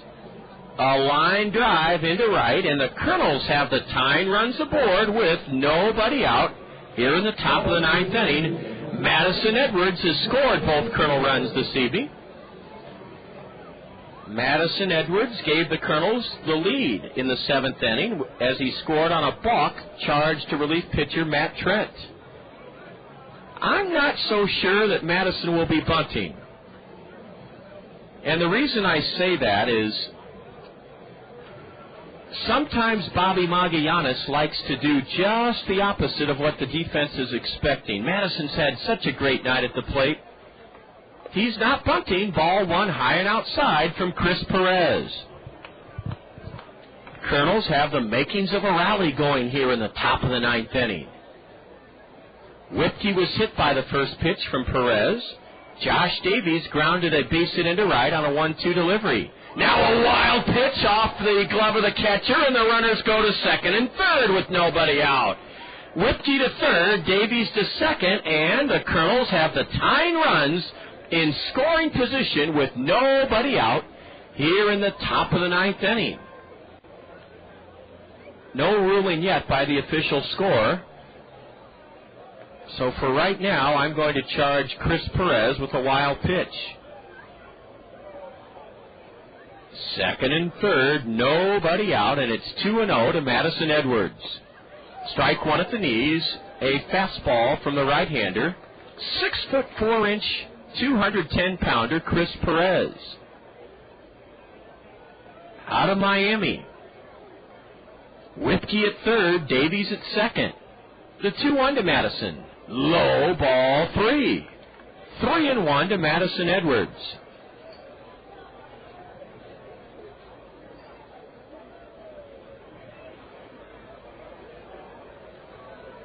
Three and 1 the count. Madison may be swinging as the tall right-hander brings it. Up and away, ball 4. Bases loaded, nobody out for the Kernels here in the top of the 9th inning. Kernels are down by a pair, 4-2, but have loaded the bases on a hit batsman, a single, a wild pitch, and a walk. And the catcher, Bryan Anderson, goes out to have a word with Chris Perez. Perez, in 7 innings, has allowed 1 earned run, 2 runs total on 6 hits. He has struck out 7 in 7 innings, walked 4. And here comes Bryan Eversgerd marching out to the mound. Well, the Kernels, as I said before the start of the inning, it would not surprise me if this ball club mounts a rally. And they have a rally brewing, to be sure. Bases loaded, nobody out, top of the 9th inning, 4-2 in favor of the swing. Larry Infante will bat as Bryan Eversgerd marches to the mound. The only upcoming promotion on our 4-game homestand against Kane County that starts this Monday night that we haven't highlighted for you here on the broadcast from Davenport, the series finale Thursday night, a Bucket Cup Thursday. You can savor a 12-ounce draft beer, a 12-ounce soda, or a slushie for only $1. Bottled soda and bottled water are just $2. For Thursday night, July 27th, Bucket Cup Thursday. Now, finally, Kellen Levy, the plate umpire, comes out to the hill and tries to speed up a long visit to the mound. I'm surprised Kellen Levy gave Bryan Eversgerd as long as he did to talk it over with Trey Hearn. Or, excuse me, with Chris Perez. Perez, the third relief pitcher to be installed in this game by the Swing Brain Trust. Larry Infante, left-handed batter, lifts one into center, and it'll be caught, but a run will score. Infante's drive is caught by Shane Robinson. Flip Whipke scores to make it a 1-run game. It's 4-3 swing. Larry Infante swung on the first pitch and lifted a drive into straightaway center. It was caught by Shane Robinson, and trotting home from third, Flip Whipke. Holding at second, Josh Davies. Davies held at second. It's first and second, 1 out here in the 9th for Heinle Stacia. Well, you can count on Larry Infante to swing early and swing off and in counts. You could just tell Larry was going to swing at that first pitch. Now a fastball downstairs to Heinle Stacia, ball 1. Tying run at second, Josh Davies. Davies had no chance to tag up from second and try for third on the fly ball to center by Larry. Ball 2 up and away to Heinley Stacia. Stacia has a hit tonight. He's also walked. Chris Perez, according to the speed pitch indicator, in left on the lower portion of the panel, and first the pitch. Strike 1 called. Heinley was taking a 94-mile-an-hour fastball from Chris Perez, according to the speed pitch indicator on the lower panel of the scoreboard in left center. 2 on, 1 out for the Kernels' 9th inning. Strike 2 called. A fastball to Heinley Stacia. It's 2-2. Davies at second. Madison Edwards at first. 4-3 swing. Top of the 9th inning. A right-hander set at the belt. Misses low and in. A fastball. Ball 3. Chris Perez. He's a big, strapping 21-year-old. Long arms. Wears his baby blue swing socks up high. Would Bobby Magianis be so bold as to start the runners? No, he doesn't. A fly ball into left will be the second out of the 9th inning. Jon Jay is there and has it in medium left. Heinley Stacia flies to left. 2 gone here in the Colonel 9th inning. We had the bases loaded with nobody out. Larry Infante flew to center, driving home Whipke. Holding at second was the tying run Davies. Stacia flies to left, and now it's up to Mark Trumbo to see if the Kernels can tie this game here in the top of the 9th inning, or could the Kernels take the lead on an extra base hit by Trumbo. Mark Trumbo walked his first 3 times up, was credited with an infield single when he hit Heinley Stacia with a ground ball to end the Colonel's 7th. There's a strike called to Mark Trumbo. Quad City holding on for now, leading 4-3 in the top of the 9th inning. Tying run at second, Josh Davies. Ball 1, a fastball, clocked at 93 miles an hour. 1-1 to Mark Trumbo. The go-ahead run, Madison Edwards, is at first base. Mark takes on the outside corner, strike 2 from Perez. Chris Perez is trying to save it for this relief pitcher, Matt Trent. Tying run at second, go-ahead run at first, the 1-2 to Mark. Just missed. The crowd groans at the call by the plate umpire, Kellen Levy. Ball 2 was ruled high and outside. Chris Perez, even on the count now, 2-2. 4-3 swing, top of the 9th inning, the 2-2. Strike 3 called, and the swing win the opener, 4-3. They may have won, but the Kernels did everything right to win the game. But the swing win it 4-3, and our records are even now at 15-12. In the 9th for the Kernels, 1 run on 1 hit. No Quad City errors. The Kernels leave a pair and stranded 9 in dropping the series opener here this evening. We'll have the totals and highlights for you coming up in just a moment. Can't emphasize enough how good this Quad City team is and how very, very well the Kernels played in the series opener tonight, dropping a 1-run contest 4-3. Totals, highlights, and more next on the Colonel Curtain Call here on the Colonel Radio Network. Next up, a musical taste of Dr. Pepper. It's a new spin on an old vibe from me to you. A tasty sip of Dr. Pepper for your ears, and it starts like this. I'm a pepper, he's a pepper, she's a pepper, we're a pepper, wouldn't you like to be a pepper? Now that's cool, but pepper is a little better. So let's slide in a taste of this. I'm a pepper, Right on. But there's still more to it. I mean, there's nothing like it, because every sip is a chicken mashup of 23 different flavors. So for the true taste of Dr. Pepper, we dial it up even more. I'm a pepper. You know it. With 23 flavors mixed into one bold taste, every sip is a cool mix of music to your mouth. Woo! Dr. Pepper, there's more to it.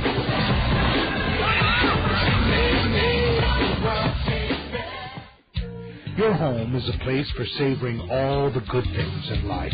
It's a place for celebrations. It's a place where memories are created. To make sure your home is properly insured, visit Sheets Forest Draper in Marion, your professional Pekin insurance agency. Sheets Forest Draper will give you all important details about homeowners insurance with complete coverages and surprisingly affordable rates. Visit Sheets Forest Draper in Marion for homeowners insurance for your well-lived and well-loved home. It's time for the Kernels Curtain Call. Now, with a game recap, a complete look at the State Farm scoreboard, and a look ahead to upcoming action, let's rejoin the voice of the Kernels, Jon Rogers. Kernels opening a 4-game series here in Davenport and played a very, very good game. And it's hard in sports with the emphasis all the time on winning, winning, winning. And winning is what all the guys suit up for. But the Kernels played well enough to win tonight, just not quite well enough against a very stacked and loaded with talent and experience high draft pick Quad City team. The Kernels lose a tough one 4-3, but certainly have played well to start this series. The first segment of the Kernel Curtain Call, we review the highlights of the game in terms of scoring, and the Kernels scored first tonight in the top of the first inning. Madison Edwards, who reached base 4 times in 5 at-bats, singled into right field, went to second on a wild pitch by starter Trey Hearn, and after Infante and Stacia flew out to center, Trumbo walked. Dallas Morris, with a 2-out RBI single into right, drove home Madison Edwards, and the Kernels led it 1-0 after 1/2 inning. Colonel starter Andy Hill was dynamite on the mound this evening. He did give up a run on a 2-out RBI single by Bryan Anderson that plated Shane Robinson in the bottom of the first inning, and we were tied 1-1. The game remained tied until the top of the 7th inning. With 1 out, Madison Edwards walked. With 2 out, Heinley Stacia singled Edwards to third. The pitcher was Matt Trent, and he balked home Madison Edwards from third to give the Kernels a 2-1 lead after 6.5 innings. Andy Hill, though, surrendered a leadoff home run to Jose Martinez in the bottom of the 7th inning. That tied the game. It was Martinez's 7th homer of the year. 4 have come against us. Chad Gabriel then broke his bat and dumped a single into center. Daniel Nelson sacrificed the go-ahead run, Gabriel to second. Chris Howell came on. He got Shane Robinson to fly to center, and there were 2 out in the 7th inning. The Kernels were 1 out away from getting out of that 7th inning, tied 2-2. But Casey Roulette lined a single into left field to drive home Chad Gabriel and make it a 3-2 swing lead. And then Jon Jay on a 2-strike pitch ripped a double past first into the right field corner, and that double plated Casey Roulette with the 3rd run of the 3-run 7th inning for Quad Cities. They led it 4-2. Kernels battled, though, hard, very hard. The Kernels loaded the bases in the top of the 9th inning against Chris Perez, the first-round pick of the Cardinals out of the University of Miami. Flint Whipke got the 9th inning rally started when he was hit by a pitch. Josh Davies on a 2-strike pitch laced a single into right, sending Whipke to second. Then Perez wild pitched Whipke to third and Davies to second. The Kernels had runners at second and third, nobody out in the 9th inning. Madison Edwards walked to load the bases. Then the key play in the inning, Larry Infante swung at the first pitch, little surprised after a hit batsman a single and a walk, or a hit batsman a single wild pitch and a walk. I was a little surprised, but that's the way Larry Infante has played it all season long. Swinging at the first pitch, he did, and he delivered a sacrifice fly into center to drive home Whipke. The Kernels had runners at first and second with 1 out. A 3-2 pitch to Heinley Stacia. Heinley flew to left for the 2nd out, and then Mark Trumbo was struck out looking on a 2-2 pitch to end the Kernel comeback rally in the 9th inning. Quad City, 4 runs, 10 hits, no errors. The swing left 7 men aboard. The Kernels 3 runs, 6 hits, no errors. The Kernels stranded 9. Winning pitcher Matt Trent. He's 3-3. He won it out of the bullpen despite giving up a run in the top of the 7th inning on a balk. Trent is 3-3. The Kernel tough luck loser. He didn't deserve a loss tonight. Andy Hill pitched his heart out, pitched very well, and Andy's 3-6. The save goes to the Cardinal first-round pick out of Miami, Chris Perez, his 2nd. The game was played in a brisk 2 hours and 31 minutes before a John O'Donnell Stadium crowd of 1,860. Kernels lose the opener here 4-3, and we'll be back in just a moment with our PRC play of the game. Fairfax State Savings Bank is paying you to come to the ballpark every Wednesday this season. You heard right. Fairfax State Savings Bank is paying you to come to Veterans Memorial Stadium every Wednesday this season. The first 750 of you Colonel fans to enter the gates before Wednesday's home game will receive an envelope full of money inside from Fairfax State Savings Bank. Each of those 750 envelopes will contain a greenback up to a $100 bill. Fairfax State Savings Bank, free money Wednesdays. Come early to line your pocket with cash. There's a lot you can do to satisfy your taste for Italian. You can marry one. Do you, Susan Smith, care for Giuseppe Florentino? You can drive one.